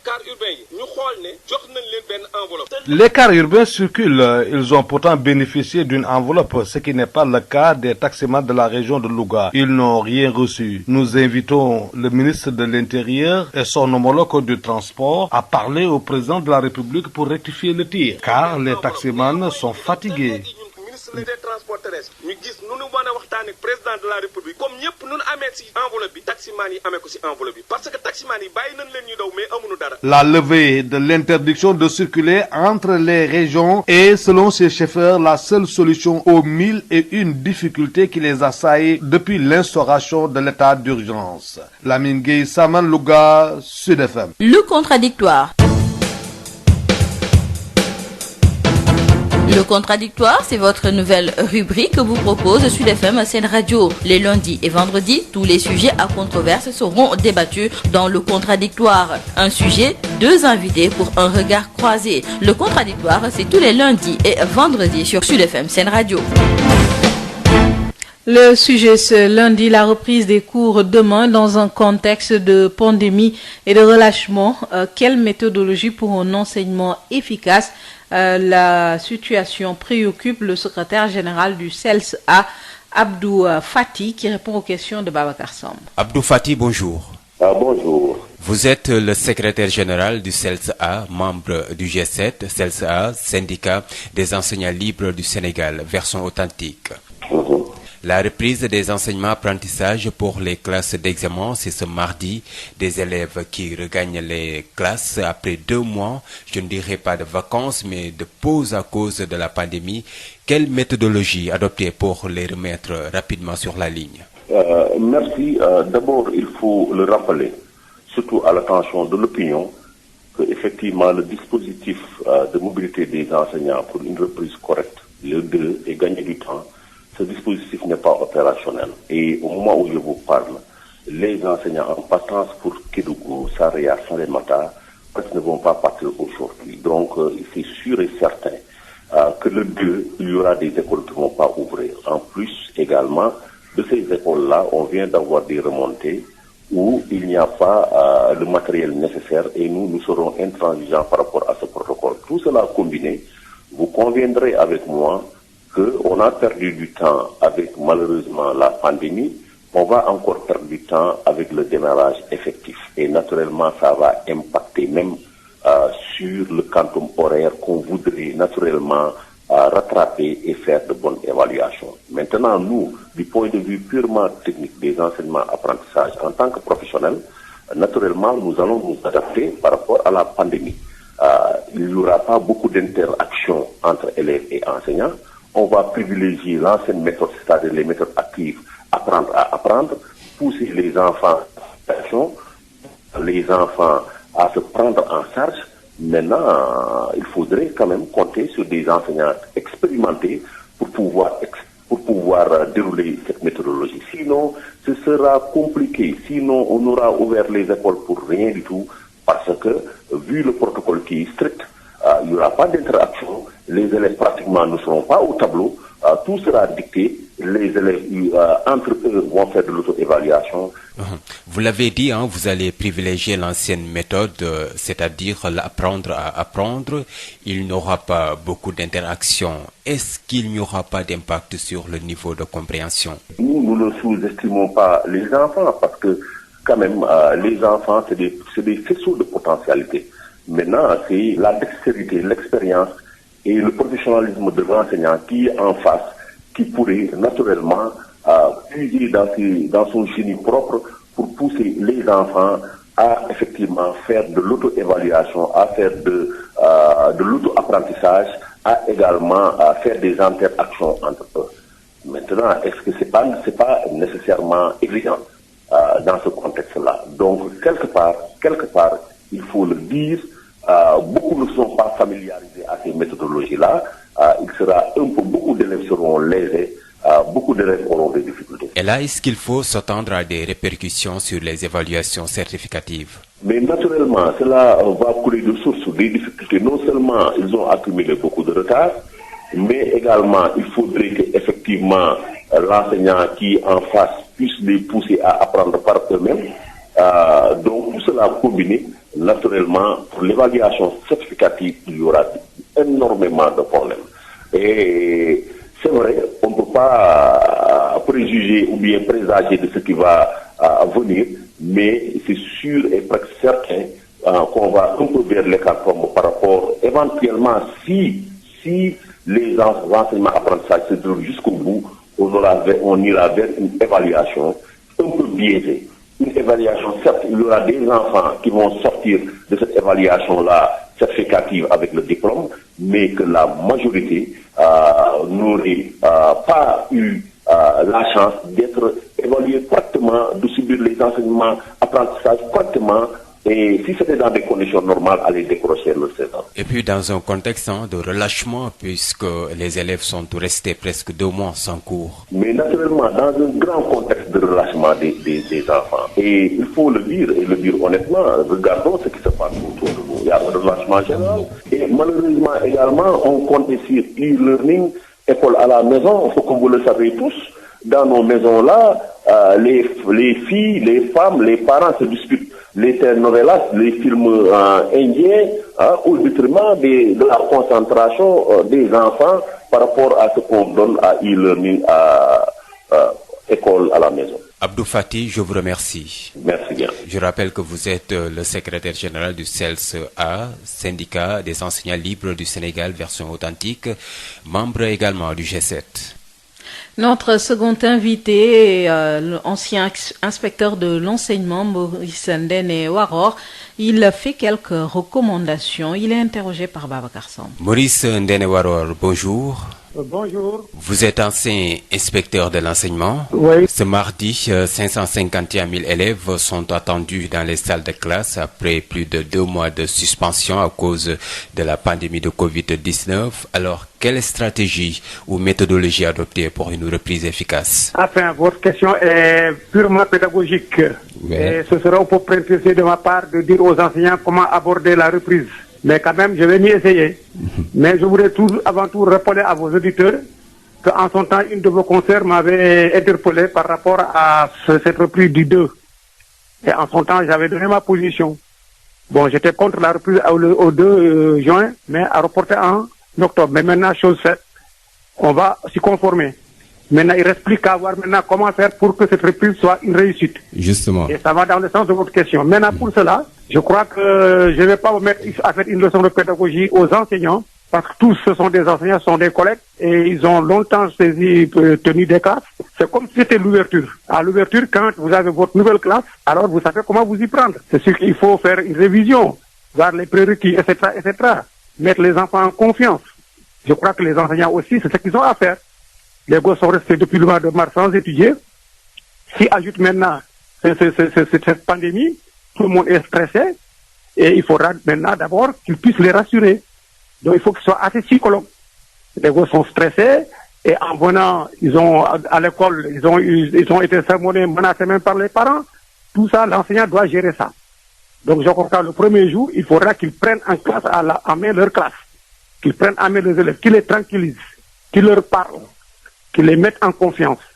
En tout cas, en tant que pédagogue, c'est ça. C'est le premier défi à relever. Oui, le premier défi à relever, c'est de mettre les enfants en confiance. Des mesures ont été prises, et alors il faut tout faire pour respecter ces mesures. Et pour que les enfants sachent que ce qu'ils ont entendu à la radio ou vu à la télévision, on est en train d'appliquer ça au niveau de leurs établissements respectifs. C'est la meilleure manière de les mettre en confiance. Mais si on dit que la distanciation sociale, l'enfant voit que dans la classe, ce n'est pas respecté, il aura à être inquiet. Au lieu de penser à écouter ce que le maître lui dit, il est déjà inquiet. Dans la cour, même chose. Donc ces dispositions qui ont été prises, avant tout, il faut que l'enseignant revienne sur ces dispositions et tranquillise les enfants et les aide à les appliquer. En tout cas, moi, je ne suis pas un pessimiste. Bon, j'ai été contre la reprise, mais maintenant qu'il s'agit de parler techniquement, c'est les techniciens qui parlent. Il faut d'abord les mettre en confiance. Une fois que les élèves sont mis en confiance, maintenant chaque enseignant sait comment mener son cours. Il y a les techniques. D'abord, il faudra qu'il fasse des rappels. N'est-ce pas? Il ne vient pas seulement. Aujourd'hui, on s'était arrêté à la leçon 1. Maintenant, on va à la leçon 2. On s'était arrêté à la leçon 2. Il faut qu'on va à la leçon 3. Non. Il faut rappeler un peu. 1, 2, qu'est-ce qu'on a vu? Ensuite, etc. Les remettre, ok. Il y a même des gens qui, pendant une semaine, peut-être, se mettront à faire des révisions de ce qui a été vu avant la rupture. Et après, maintenant, c'est des pédagogues. Chacun a été préparé à cela dans la formation initiale comme continue. Donc, ils savent comment prendre les enfants en charge, en main, et sur le plan psychologique et sur le plan technique, pédagogique. Pour ça, je crois, soyez tranquilles. Je parle à des enseignants, ils m'entendent, et eux aussi, ils savent ce qu'ils doivent faire. Donc, pour ça, les parents doivent être tranquilles. Sur le plan pédagogique, je crois que là, comme on a toujours enseigné les enfants, on connaît à les enseigner ainsi. Voilà. Malgré la rupture, c'est l'école, elle est unique. La pédagogie, elle n'est pas unique, mais c'est une science.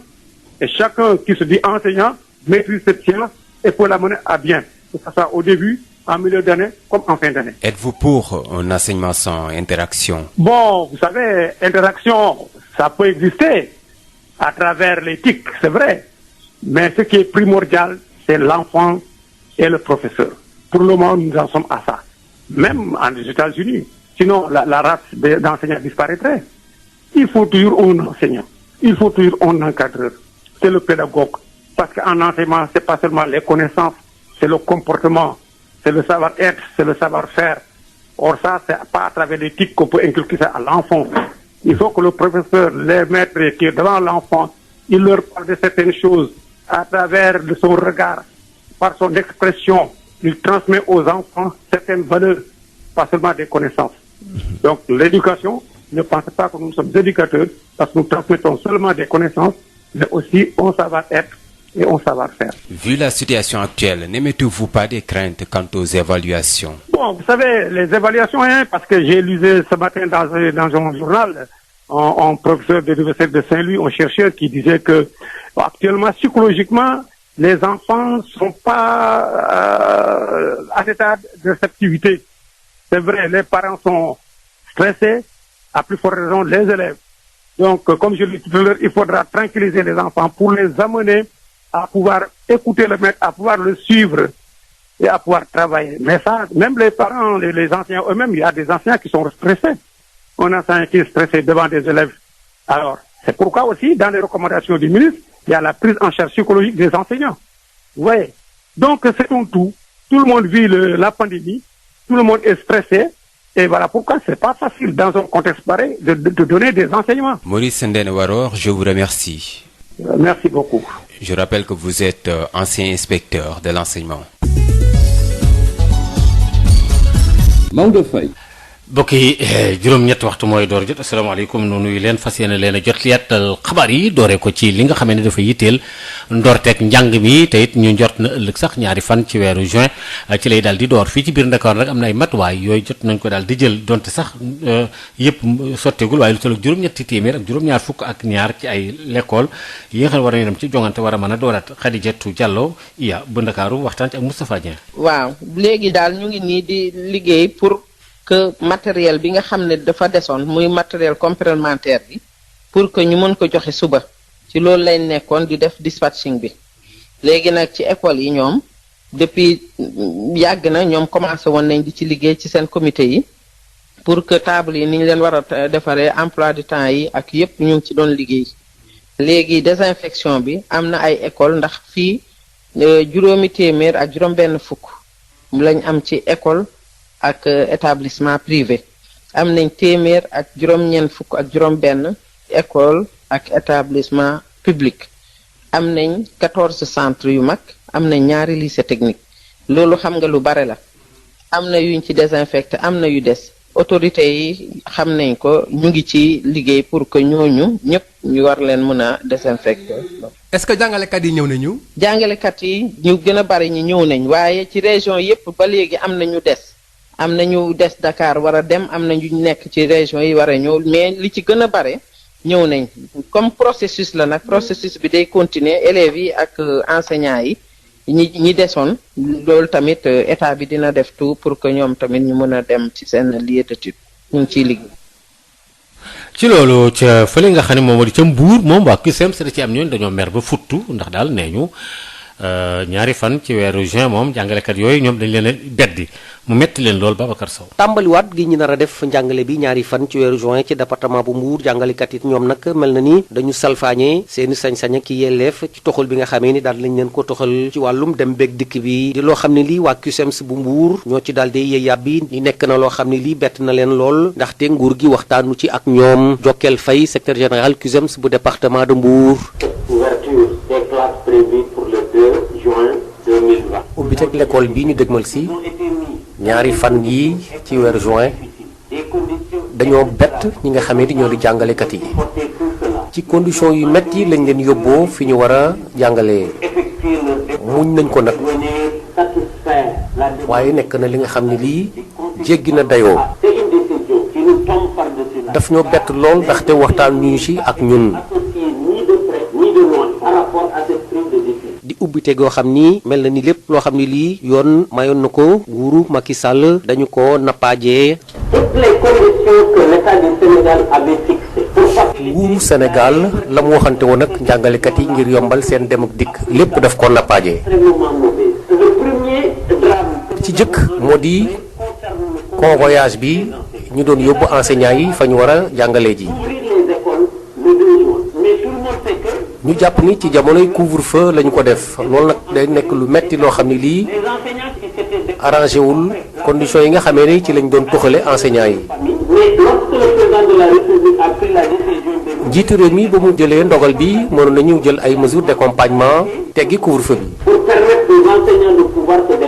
Sénégal di réew moo xam ni suñ sukkandikoo ci CUSEMS lu ñu wax nee nañu daal yeesalu ñu benn yoon xaymab nataal boo xam ni bii tëralinu wàllum kaaraange ci wér-gum yaram ngir tàmbaliwaat mboole seen njàngale ci béréb yi nga xamee ni soxal na lu ni mel Babacar Sow dañ ca jokko kenn fii ci Mbour pour Sud FM. Babacar ñu ngi lay jaajëfal bu baax a baax ndorte njàng mi ci talaata ji ak jumtukaay yi nga xam ne tam moo war a aar ñëpp daal moo xam jàngalekat la wala ak ndongo yëpp itam ci yenn école yi Touba ak Mbacké am na ci yooyu ñu nga doon xool daal nuñ ko setalee tuuti sëy aar ñi nga xam ne ñoom ñooy élèves yi loolu moo gën a soxal ñi nga xam ni ñoom ñooy kilifa yi nekk ci wàllu njàngale mi loolu moom moo waral matuwaay yi nga xam ni moom lañ fas yéenee jël ngir reprise bu jaar yoon kiñ ko xamal di Ndiaga Ba di inspecteur de l'éducation et de la formation bu Mbacké. boo jëlee Mbacké tey commencé nañ ñoom seen désinfection. Touba aussi chef de brigade woonoon ba jox naa ko turu école yi te école yi public ak privé la. bu dee wàllu masque yi tamit moo wooye koo xam mooy toogal moo représenté presque maire yi. daanaka ñoom ñëpp def nañu loolu. di wax rek ne suñu demee nag su yàlla defee ñu dem ba foofu nag école yi nga xam ne matewul nag su boobaa ñooñu di mën a ubbi parce que loolu lañ jàpp. dañ jàpp ne suñu demee ba li ñu doon wax le matul élèves yi dañu mën a ubbi parce que bëgguñu exposer aussi xale yi. boo jëlee xale yi maanaam ñu war a def CM2 ak ñu war a def troisième ñu war a def terminal ak ñu nekk formation professionnelle nekk nañu fukki junni ak benn ak téeméer ak fanweer ak ñaar donc ñoom li muy jàngalekat yi moom it daanaka weesu na 600 maanaam juróom-benn téeméer. dem bi ak dikk bi nekk loo xam ni moo ub bopp wenn waajur yi nga xam ni ñoo nar a bàyyi seeni doom ñu jàngi ñaari fan ci weeru juin ndongo yooyu at mu jot dañu jànkonteeg ay jafe-jafe ci année scolaire bi ay bus ak ay Mbacké Touba yoo xam ni dafay fees dell ak ay nit ñoo leen di faral di yóbbu ñuy jàngi waaye reprise bi nga xam ni dafa nar a nekk ci contexte bu particulier inspecteur bu Mbacké Ndiaga Ba di dalal xel. loolu tamit jot nañ ci def liggéey ak monsieur le préfet fexe na ba woo regroupement transporteurs yi léegi ñoom daañu fexe ba génnee tataay ba mu doy bu ko defee ñu wut ay béréb yoo xam ne ci xale yi lañ foofu la ñuy daje ñu mën leen a jël ce qui fait que ci diggante 7h45 bu 8h45 ñoom xale yi la ñuy yóbbu bu paree ñu dem defi seen course ci ngoon gi ñu ñëwaat mën a jël xale yi ñu delluwaat ñibbi donc loolu waxtaan nañ prix yi aussi ñu ne wax dëgg yàlla dañ koy yoroon ba def ko 100 francs rek pour jàppale xale ci ñaari weer. kilifa yi nekk ci dëkk bi nag fas yéene nañ ci talaate ji nemmeeku l'école yi ndax matuwaay yépp jël nañ ko tuuti say Mbacké Sud FM. tuuti ñu ngi lay jaajëfal bu baax a baax ca Medina Sabax maire ba nekk foofule ñoom di xeex bi ñuy xeex Covid 19 bi tax na sax ñu dakkal ko jëm ci wàllu waajtaayu ubbite l'école yi Ousmane Gueye mooy maire ba waxtaan ci ak Mamadou Camara. mbir da nga koy waajal. xaalis naam amul parce que léegi marché yi tëj nañ boutique yi mën a mën a tëj parce que ko fay du ma ko tëj boo ko tëjee ñu yooxu donc lañ amoon lu mu néew dañ koy dajale parce que lu nga xam ne essentiel loolu muy ay carburant maire engagé ma ko ak yeneen dama ko gelé même sous-préfet dama koy gërëm carburant bu nga xam ne dañ ko waroon a engagé def na nañ ko bàyyeegum en attendant. payeur la mu waroon a am amul donc nañ régler problème bi. communauté bi ñoo dajalee xalaat yokk budget bi ne nañ ko taxawu te bëgguñ dara bett ba fii ñu toll nii feebar lu mu rëy dara bett mooy école yi na am ndox na am saabu na am lavoir nañ sol masque. je pense que yooyu bu fekkoon ne réunirul mën nañuy wax ne ubbite école du am. fanweeri lavoir yu mag ak robinet ñoo fi ne. fanweeri paquet eau de javel ñu ngi fi. fanweeri eau de javel mu ngi fi ak yeneen. alors am nañ ñeent fukki boîte yu mag gel pour jàngalekat yi. alors am nañ ñaari junne masque ak juróomi téeméer pour jàngalekat yi ak élèves yi. désinfecté lañ école yëpp. dégg nga ba ci lycée bi. école privée bi sax dañ ko boole ci désinfection. parce que quand même suñu ay doom ñoo fay jàngee. defuñ xaaj ak seen. yëpp lañ ànd mën nañu wax ne lycée bi lu ci prérogative mairie dama ko jël en charge dugal ko ci biir parce que xeex bi benn la. alors li am fii moo am Ngayeen moo am Kayemor. donc dynamique bu ma monté woon pour oo ñetti maires yi sous l'autorité du sous-préfet moo jur lii yëpp dañ ko waajal mbir da nga koy waajal. mais commune bi lépp pare na. amul benn école bu ñu désinfecté nettoyé ko def naa lépp. benn école moo amuloon ndox mooy Kër Serigne Toy. te fii ñu toll nii ñu ngay dugal ndox. donc directeurs yi ñoo la gën a yàkkamte ñu ubbi école. directeurs yi xam nañ ne conditions yi pare na pour ñu ubbi. lu ci des mooy parents leen ñu accompagner nañ ñu dimbale wax ak seen doom yi. waaye boo toogee sa kër waxoo dara. sa doom da xëy da dem liggéey. préparé woo ko waajaloo ko. li aju ci wàllu séddale dund gi fekk ñaari ay bis fële ca boori Ndar ak li ko wër yëpp lépp daañu ko daal di tënk mu daal di jeex ni nga xam ne noonu la ko Mansour Faye waxee ma nga woon ca Ndar ñu déglu ko ci micro Yves Tendeng. waaw mën naa wax macha allah ñu ngi sant ci borom tey gis ngeen ma ànd ak le gouverneur de la région de Saint-Louis ñu ñëw ci yenn communes yi pour xool ni mbir mi commencé na joxe bi tàmbali na di dem ci askan bi mooy ñu ko yelloon dem nañ fële ci commune de Saint-Louis bi nga xam ni bon donc samay collaborateur nekk ci mairie bi. macha allah ànd ak waa administration yëpp ñëw nañ fii ci Ndiabène Gandiol fekk ci maire bi donc gis ni opération yi tàmbali na te gëm nañu fi léegi semaine ci biir département de Saint-Louis opération yi bu neex yàlla dañu pare. ci Sénégal yëpp bu ngeen gisee maanaam ba ko président lancé opération mi ngi ko lancé le 11 avril 11 avril ak léegi motugul ñaari weer te mën nañu wax ni régions yu bëri tàmbali nañu bu ma jëlee régions yi les régions périphériques maanaam boo jëlee région de Kédougou pare nañu. bu ñu jëlee région de Ziguinchor tàmbali nañu ba sori bu ñu jëlee région de Sédhiou tàmbali nañu ba sori bu ñu jëlee région de Kolda tàmbali nañu ba sori bu ñu jëlee même région de Tambacounda Goudiri ñu ngi ci liggéey bu baax a baax Koupentoum tàmbali na. donc Fatick région de Fatick aussi tàmbali na bu baax a baax au niveau des îles te ñu ngi sori région de Saint-Louis wax naa ko kazalika noonu Dakar ci boppam tàmbali nañu ay Yoff ak Ngor Wakam yooyu tàmbali nañu Cambérène Parcelles. mbir mi mën na xëy na am na yu des donc ñu ngi ci baax baax donc lu xëy na région yoo xam ni mooy région de Louga région de Thiès aussi région de Kaolack amaguma information du tàmbali na Diourbel aussi donc région yooyu des damay ñaan gouverneur yi ñi nga xam ni peut-être tàmbaleeguñu lu ñu am ci kit mën nañ ko tàmbali parce que tey maanaam fu nekk alimenté nañ ko de telle sorte que ni ku nekk war naa mën a tàmbali donc dama leen di ñaan ñu tàmbali lu ci des ñu ngi koy mottali au fur et à mesure ñuy avancé bu baax loolu bu ñu ko defee rek gëm naa ñu fi la ñaari semaine tout au plus askan bi ci boppam dana jot dund bi nga xam ni président moo leen ko jagleel. li aju ci wàllu Ndar gouverneur ba sax moom moo jiite woon mbootaay googu la di ko nemmeeku bu baax a baax ci joxe baak ci dëdëma Alioune Aïdara Niang waxtaan ci ak Yves Tendeng. bile tukkib nemmeeku tax na ba kii di gouverneur bu Ndar mi nga xam ne ni moo jiite commission buy saytu opération wàllum séddale kit alimentaire yi xool ba xam boobu la liggéey naka la tëddee ci bërëb yi nga xam ne ni sanc nañu leen ci diwaan gi ci lu soxal dund bi ñu jox njaboot yi loru ci Covid 19 bi. Alioune Aïdara Niang. Le département de Saint-Louis jot na lu totalité seen dund. Aujourd'hui commune de Saint-Louis site yi demoon commencé na commune de Ndiabène Gandiol commencé na commune de Fass ak Pal commencé nañu commune de Gando lépp loo xamante ni la tonnage am la bu subaa dina ko jël carrément ça veut dire que donc mardi au plus tard département de Saint-Louis war na mun tànn. Podor également ñu ngi leen mettre en place les denrées tout comme Dagana boo jëlee Podor ak Dagana ñu ngi si une moyenne de 75% bi te jëlee may wax ak yooyu ñu camions ñu nga taxaw Dagana da wàcc sucre bi manqué woon ak diwlin bi si bien que peut-être à 18h on sera à 90%. bu ñu jàppee loolu peut-être au plus tard mercredi on aura la totalité des quantités du département de Podor. muy ay opération yi nga xam ne ni ci seeni tëralin daanaka am na ay jafe-jafe yi ñu jot a jànkoonteel ci lu jëm ci mbirum yokkute gi ñu nemmeeku ci njëgu transport bi waaye itam ci lu soxal yépp ak i déchargement dund yilee. région de Saint-Louis dafa rëy parce que boo jëlee Pal ba Diaba 400 kilomètres la et puis Podor rek am na fa ñaar fukki commune ak ñaar ba tax na opération bi dafa dis xawal na yéex. ci ñaari fan yi la ñu doon séddale dund gilee daanaka lu toll ci ñeenti téeméer ak fukki njaboot ci arrondissement bu Ile bi jot nañu seeni kit alimentaire waaye itam lu toll ci juróom-ñaari téeméer ak ñaar fukk ak juróom ci ay njaboot yi nga xamee ni jot nañu seeni ndimbal ci soor bi teg ci itam yeneen i téeméeri njaboot ak juróom-ñett nekk ci diwaanu Gandiol fi nga xamee ni lu toll ci junni ak ñaari téeméer ak juróomi njaboot daañ fa jot seeni ndimbal muy ñetti bërëb fi nga xamee ni kii di gouverneur bu Ndar ak i délégation jot nañ fa jaar tey ji dem nemmeeku fa liggéey bi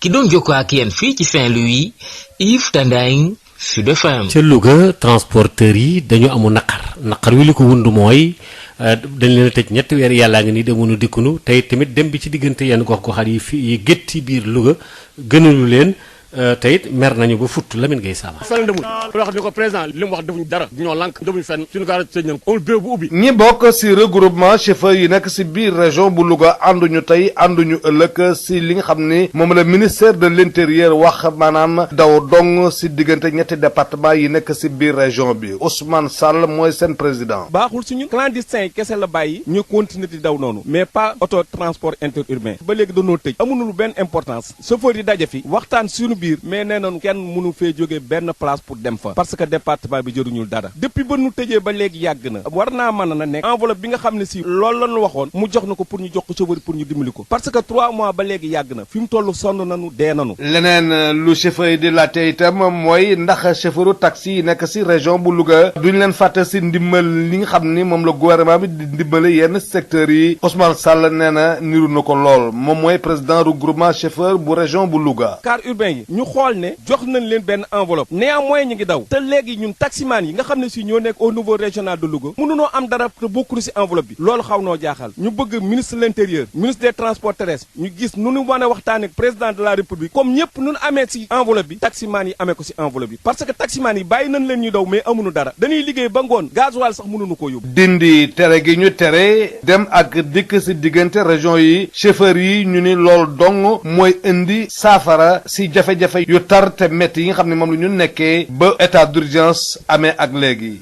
ki leen doon jottali xibaar yi fii ci Louga Lamine Gueye Saman Sud FM. Lamine Gueye ñu ngi lay jaajëfal coowal suuf li am fële ci boori Oussouye ak dëkk bi nga xam ne moo di Jukomool wax nañu ne daal ca Kassa foofu daal am na ay jafe-jafe am na sax kooku am na ci ay gaañu-gaañ ci jàppante ci wàllu bal Ben Michel Kanfoud. C'est pas normal mu fële ma ba pare ñu nekk en liberté parce que dafa am gannaaw man awma gannaaw. Jean-Jacques Badiane moom lañu jamoon bal fukki fan ci weeru mai ci verger nekk ca Jassaaxe te askan wi yeewoo ca Jukomool ak ñu yeewoo ca Oussouye di ko xëccoo tey nag mbébétam lenn rek la mooy ki def jëf jooju le mu wuyu ji ci yoon. Justice rek la laaj justice parce que c'est pas normal nit dóor nit fetal mu nekk en liberté nit ki boo ko menacé rek ak arme blanche sax war nañu la tëj mais quant à nit dóor nit fetal andi ko ñu nangu saisir arme ba pare ñu bàyyi ko mu dem di instant moom mooy bàkku fi village am di wax lu ko neex. mbébét boobu le nag askan wi yeewoo ca Oussouye ànd nañ ci bu baax a baax ñoom ñoo ñi nga xam ni nag amal nañu janoo ak taskatu xabaar yi ci dimanche bi nag di ñaan yoon mu def liggéeyam. porté nañu plainte lépp li ci war def nañ ko lépp a ngi ci loxoy justice jeune bi tiré fetal bi dañ déglu nañ ko ba pare bàyyi ko mu dem ñun gëm nañ na ci que justice dara def liggéeyam parce que mbir moomu tamit su ci justice deful liggéeyam ñun tamit duñ ko seetaan. askan wi yeewoo ca Oussouye di wax ni ñoom nag xel xalaatul ñu bàyyi tool yooyu nga xamante ni ñoom ñoo ko moom te ñu koy exploité depuis seen i maam Ismaïla Ngoti Diédhiou moo yore seen kaddu. dama la ne bañuñ ci dara duñu ci dellu gannaaw parce que terre yooyu duñ ko seet duñ ko kii parce que ñun foofu la ñuy suturoo xel xalaatu ko ba duñ ci béy ba duñ ci dem suturoo. Diassaye c'est un nom de Xuluf c'est pas un nom de Soulel. Djiroua c'est un nom de Xuluf c'est pas un nom de Soulel. Et c'est des terres cultivables d'arachide ñooñu du ñuy béy gerte c'est-à-dire que dëgg naa ci seen benn mémorandum ñu naan que waaw seen ay mbokk ñoo doon sàmm ay kanaara Canaray dem ba àgg foofu ñu gis ça a été même une honte par rapport à l'intelligence. waaw Oussouye yokk nañ ci itam di ñaax préfet bu Oussouye mu gën a tëddee njaaxaanaay ci gestion dossier boobilee. doxalin préfet Oussouye bi ànduñu ci benn yoon effectivement démarche partisane lañ fa gis moo tax it ñun buñ ci gisul suñu bopp te waxtaan gi war bañu ñu waxtaan parce que xam nañu ñu ngi ci dëgg. ki doon jokkoo ak yéen fii ci diwaanu Ziguinchor Ben Michel Confoudi pour Sud FM. Le contradictoire. Le contradictoire di wute gis-gis ci ñaari kàngam yu bokk benn yoon ku nekk ak sa gis-gis ku ne itamit ak ni nga koy càmbaree altine ak àjjuma. li aju ci wàllu rek ubbiteel lekkool yi fii ñu toll nii tembe ak it nees di mën a def itam ba yëpp nekk lu jàppandal mooy tomb bi kii waaye nag waa CELS-A nga xam ne Abdou Fati moo ne ca booba moom daal dafa mel ne seen xel da cee tey lool ci ubbite gi ne mën naam ay jafe-jafe sax ci ndongo yi ak itam li ñu war am ci résultat jokkoom ak Babacar Samb. Abdou Fati maa ngi lay nuyu. maa ngi leen di fay Babacar. yow yaay secrétaire général bu CELS-A di syndicat des enseignants libres du Sénégal fare itam ci G7. ni ki ëllëg ci talaata ji ndongo yi daanaka fas yéene wutali li nga xamante ni moo di l'école yi gannaaw nag ba nga xamante ni toog nañ lu ëpp ñaari weer jànguñu ko li ko waral moo di feebarub coronavirus bile. ban pexe ngeen fas yéene tëral ngir nag ñoom ñu gën a mën a sóobu ci lu gaaw ci jàng meex jàngale mi. waaw jërëjëf wax dëgg yàlla ñun looluy sunu liggéey sunu cœur de métier mooy jàngale ay professionnels lañu. situation bu ñëw rek war nañu adapté wu wante bii de wax dëgg yàlla pour adapté wu dina jafe parce que soo gisee même pour le 2 bi mu mate. le 2 ñu bari duñu nekk seen poste. ñaar le 2 am na école yu bari du commencé parce que am na école yu bari kenn désinfecté wu ko. matériel ba yeggu fa maintenant ñi nga xam ne nag soo ko boolee ak weer yi ñu perte ndax mbas mi dina xaw a jafe lu am nañu lu néew la ñuy am lu néew lu ñuy am nag jàngalekat yi ay professionnels lañu loolooy sunu liggéey mooy dinañu jéem changer méthode changer doxalin ñu doon jàngalee parce que xam nga jàngale maître bi dafay taxaw li ñu naan si tubaab interaction day am moment xale yi wante bii yoon ak lii am interaction dina jafe am li ñu naan ay auto évaluation ay auto contrôle xale yi seen bopp sax ñoom ñooy jàngal seen bopp ñun dañuy taxaw nii rek di leen pousser pour ñu jàngal seen bopp parce que mesure barrière yee tax dinañu taxaw également pour ñoom seen biir ñu jàngalante échangeante seen biir pour que ku si nekk jariñoo si dinañ ko jéem loolu nag yàgg nañ ko def xam nañu méthode active yi xam nañu également auto évaluation xam nañu auto correction yooyu xam nañ ko maintenant également day laaj également jàngalekat yu xarañ jàngalekat yu am xam-xam day laaj également jàngalekat bi waaye am volonté am motivation dem li ñu koy waxee si tubaab puiser sur son génie personnel pour que mun a dérouler méthode beesul sax yàggoon na fi mun koo dérouler pour que élèves yi mun a am le maximum boo xam ni mun nañu dem examen mun a jàkkaarloog feuille copie yi wante nag wax dëgg yàlla dina jafe de waaw c'est vrai que ñu bari tey suñu camarade jàngalekat yi am nañu yegg ci dëkk yi tëj ñu seen néeg yi ne leen doo leen fi dugg yéen fi ngeen jóge dafa amoon mbas xaar leen ñu am na jàngalekat yoo xam ne yeggaguñu ak jàngalekat yoo xam ne dañu démotivé waaw ak jàngalekat yoo xam ni formation bi xaw na des si suñu situation exceptionnelle yi am naka la ñuy recadrer seen méthodologie yi wante nag ñu si bari xam nañ ko di ñaan yàlla rek mobilité bi réglé wu ñaan yàlla rek mbas mi bu mu gën a law pour que ak seen teeyu bakken ñu expérimenter méthodologie yooyu expérimenter genre jàngale boobu. en fait si say kàddu dama dégg ni li nga xamante ni moo di interaction du am ci diggante jàngalekat bi ak ndongo mi est-ce que foofule jàngalekat bi si boppam du am problème ngir mën a natt niveau compréhension élève bi. waaw niveau de compréhension bi dafay relatif parce que yooyu méthode yooyu mën nañ ko mooy mbas mi tax na dañu war a adopter yeneen comportement li ñu koy waxee si ni ñuy jàngale apprendre à apprendre waaw xale yi dinañoo apprendre à apprendre pousser leen ñoom sax ñoom ñi maître bi fii lay nekk rek di tracer ay piste moom sax mu dem fuser xam-xam bi wante lu bari dina wàññeeku mooy dem tableau bi dina wàññeeku jokkalante craie bi dina wàññeeku def travail de groupe dina wàññeeku wax dëgg yàlla yooyu yëpp dina si wàññeeku donc fii moom xanaa motivation ak détermination jàngalekat bi rek moo mën a def différence. mais est-ce que tamit duñu am xel mu ñaaw ci li nga xamante ni moo di njeexital bu mu mën a am ci évaluation certificative yi. waaw njeexital bi moom wax dëgg yàlla ku nekkul professionnel sax waaw di nga xam ni njeexital bi moom du neex warul neex kenn njeexital bi tamit du comme année yi rek wax dëgg yàlla yaakaaruma ñu yegg 50% yi yaakaaruma ñu yegg 50% yi ndax facteur dañu bari. ñi leen war a tàggat ñu si bari fi ñu war a nekk matewul xale yi war a def examen ñu si bari ñu ngi nii nekk si àll bi ñu si bari yeggooguñu fi ñu war a jàngee ni ñu leen war a jàngalee ni ñu leen waroon jàngalee également lu si bari daf si changé jàngalekat bu amul expérience wala bu demul jusqu'au bout waa dina impacté xale yi si li ñuy comprendre te ni ñuy comprendre waa suñu yeggee keroog évaluation certificative bi li ñu leen wax rek la ñuy jéem a xelli te ñëpp xam nañu donc du ñu xelli lu baax kon du ñu am nar a am résultat yu baax moom wax dëgg yàlla yaakaaruma ko ñun nag dañ def suñu kéemtalaay kàttan ci méthode yi ci méthodologie bi dañ def suñu kéemtalaay mais également du ñu xaru waaw fu leer ñu dugg fu leerul camarade yi dem taxaw na leen peuple sénégalais nag jugé. voilà Abdou Faty maa ngi lay sant di la gërëm. waaw man maa ngi leen di sant di leen gërëm yéen tamit. di fàttali ne yow yaay secrétaire général bu CELSA di syndicat des enseignants libres du Sénégal version authentique fare itam ci G7. Maurice Ndéné Waror moo wax nañu ne moom nekkoon na sax bu yàgg ci wàllu njàng mi nekk inspecteur xam ko itam andi ci moom itam ay gis-gisam waaye nag fokkit ñu jël matuwaay yëpp daal weg itam li nga xam ne dem na ci wàllu ñaax bi nag ñun ñaax askanu ñu déglu ko moom Babacar Sow. Maurice Ndéné Waror maa ngi leen nuyu. maa ngi lay fay. inspecteur de l'enseignement à la retraite nga. ni ki ëllëg ci talaata ji lu tollox juróomi junni yi tegal juróom fukk ak benn ci ay ndong ñu leen di xaar ci l'école yi gannaaw ba ñu toogee lu ëpp ñaari weer li nga xamante ni moo di seen njàng mi ñu daal di koy dakkal ndax feebaru coronavirus bi daal di waral li ni mel jamono ji nga xamante ni ñu ngi dooraat jàngale mi yan pexe lañu war a mën a tëral ngir efficacité bi ñu ci daal di namm mu mën a am. waaw jërëjëf xam nga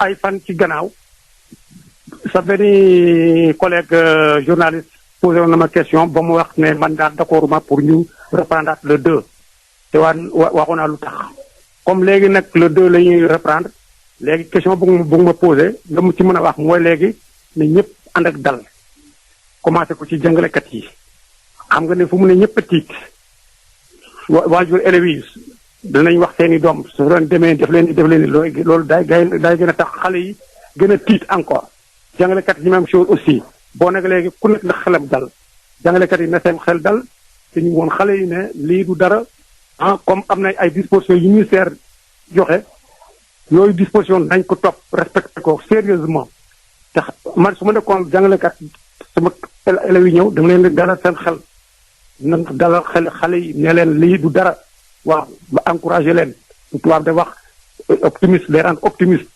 parce que fu mu ne ñëpp a tiit boo nag yow su nekkee jàngalekat sa élèves yi ñëw lu war a def mooy dalal seen xel waxtaan ak ñoom wala leen ne man dama ñëw pour jàngal leen xam-xam mais aussi dama war a doxale ci virus bi il faut que ñu ñëwaat ci loolu expliquer leen bu baax a baax lu ñu gis télé wala lu ñuy dégg à la rajo dalal seen xel loolu daal loolu lañu war a ko def waaw moom jàngalkat yi foog ñu xalal ñu dalal xale yi waaw. gannaaw dalal xel boobu buñ ci jógee lan lañ ci war a mën a teg ndax dañu war a sóobu directement ci programme bi wa ilaa dafa am lu ko war a mën a jiitu. xam nga jàngalekat yi kon soo dee jàngalekat dañu la formé FASTEF maanaam école normale supérieure wala ci CRFPE tagat la woon la lan la ñuy jàngale muy mathématique muy histoire muy français lu mu mënta doon. boo nag soo nekkee jàngalekat nekk toog ñetti weer sa doom sa élèves yi jànguñu suy ñëwee yow xam nga lu nga war a def xam nga doo ñëw soobu première leçon bi lañ yemoon léegi ñu dal ci deuxième leçon bi ñetteel leçon bi lañ yemoon nañ jël ci ñeenteel bi du noonu te ñoom xam nañ ko kon nag man di ma nekk si rajo da leen jàngal nu ñu war a defee ñoom xam nañ ko parce que il faut ñu seetaat rappelé waat la xam ne parce que xale yi am na yoo xam ne fàtte nañ am na yoo xam ne xëy na fàttewuñu parce que ñu doon def cours par à distance ñu ngi doon seetaan ci télé yi ci rajo yi et cetera mais nag il faut que mu delluwaat ci gannaaw tuuti def lu ñuy wax révision kooku dañ ko def te kooku damay wax rek mais enseignants yi xam nañ ko ay jàngalekat lañ waaw mais doo ñëw rek soobu mais nag aussi dama ne jàngalekat du ko rek kuy joxe xel mooy xel wax naa ko léegi il faut que mu dalal xale yi alors léegi nag il faut mu xam nu mu leen di waxee woon leen ne man li may jàngale dama leen di jàngale loo xam ne day tax ngeen am xam-xam mais xam aussi na ngeen di nekkee na ngeen di dëkkee parce que loolu la am na moral a ngi fi ah am na ñoo xam ne seen leçon SVT léeg-léeg mu dem affaire de santé affaire maladie paludisme ak yooyu yëpp waaye boo nekk ci pandémie yi dafa war a tax jàngalekat yi suñu jàngal xale yi ñu lépp lu ñu leen di wax ñu placé ko ci contexte bi approche par les compétences sur situation bi man suma bopp sax moo naa wax ne def naa man 67 laa dugg ci enseignement bi jël sama retraite en 2011 lu mel ni benn enseignant mosu ko vivre mais amoon na fi ay mbënd amoon na fi ay grève 68 amoon nañu année kii grève 88 amoon nañu année blanche mais yooyu yëpp terewul jàngalekat la dañu ko tàggat pour saaw jàkkaarloo élève rek xam lu mu war a wax xam lu mu war a def bon nag moo tax lii kenn mosu ko vivre moo tax lu ma wax ne xale yi c'est vrai que dañu stressé jàngalekat yi aussi dañu stressé parce que yaa ngi jàngale nar est-ce que suba duma ñëw yeewu am coronavirus bi loolu lépp moo tax yëf gën a jafe su dee ne yow jàngalekat bu bees nga ñetti at nga def ñu roolu ak koo xam ne mu nga Lamine Gueye wala Limamou Laye nga xam ne def na ci ñaar fukki at fanweeri at moo tax nag inspecteurs yi il faut que ñu gën a jege xale yi directeurs yi ñu dopp seen jàngalekat yi nga xam ne dañu commencé de teete leen encouragé leen jege leen lool wala leen yoon wi loolu rek la parce que daal kooku mooy ndax directeur d'école wala principal de collège ah moo nga bu ne jege ci jeunes professeurs yi daal seen xel léeg-léeg ngay def coordination fin de journée sax nga waxtaan ak ñoom yow loo remarqué xale yi ñuy comporto et cetera loolu yëpp war nañu ko def am na ay cellules d'animation pédagogique yooyu yëpp il faut ñu def ko pour encadrer professeurs yi pour dalal seen xel pour ñoom aussi ñu mën a jël en charge leurs enfants parce que situation particulière la ku nekk ngis la même principal bi mu naan est-ce que duñu wax ne am na benn gosse bu am loolu wala am na benn professeur boo xam ne am na kii bi loolu fa ngi si fekk loolu dañ ko war a sooraale bon nag institution yoo xam ne moom la ñu teg muy conseil pédagogique les conseils d'école ak yooyu léeg-léeg chaque semaine man sama nekkoon chef d'établissement wala inspecteur bi naa ndax suma chef d'établissement yi lañu léeg-léeg ñu dajee waxtaan seet wax et cetera lu ñu observé et tout loolu la mais ku nekk daal na xelam war naa dal. Maurice Ndéné Warokh maa ngi lay sant di la gërëm. ok merci. di fàttali ne yow inspecteur de l'enseignement à la retraite nga. bokki kon ci loolu ci la ñuy daal demee ci li nga xam ne moom la ñu jagleel sur nutrition ñu ngi leen di jaajëfal te di leen baalu àq bu baax a baax ci korite gi di ñaanal ñëpp jàmm di ñaan yàlla itam mu defal nu jàmm def ko ci réew mi asalaamaaleykum.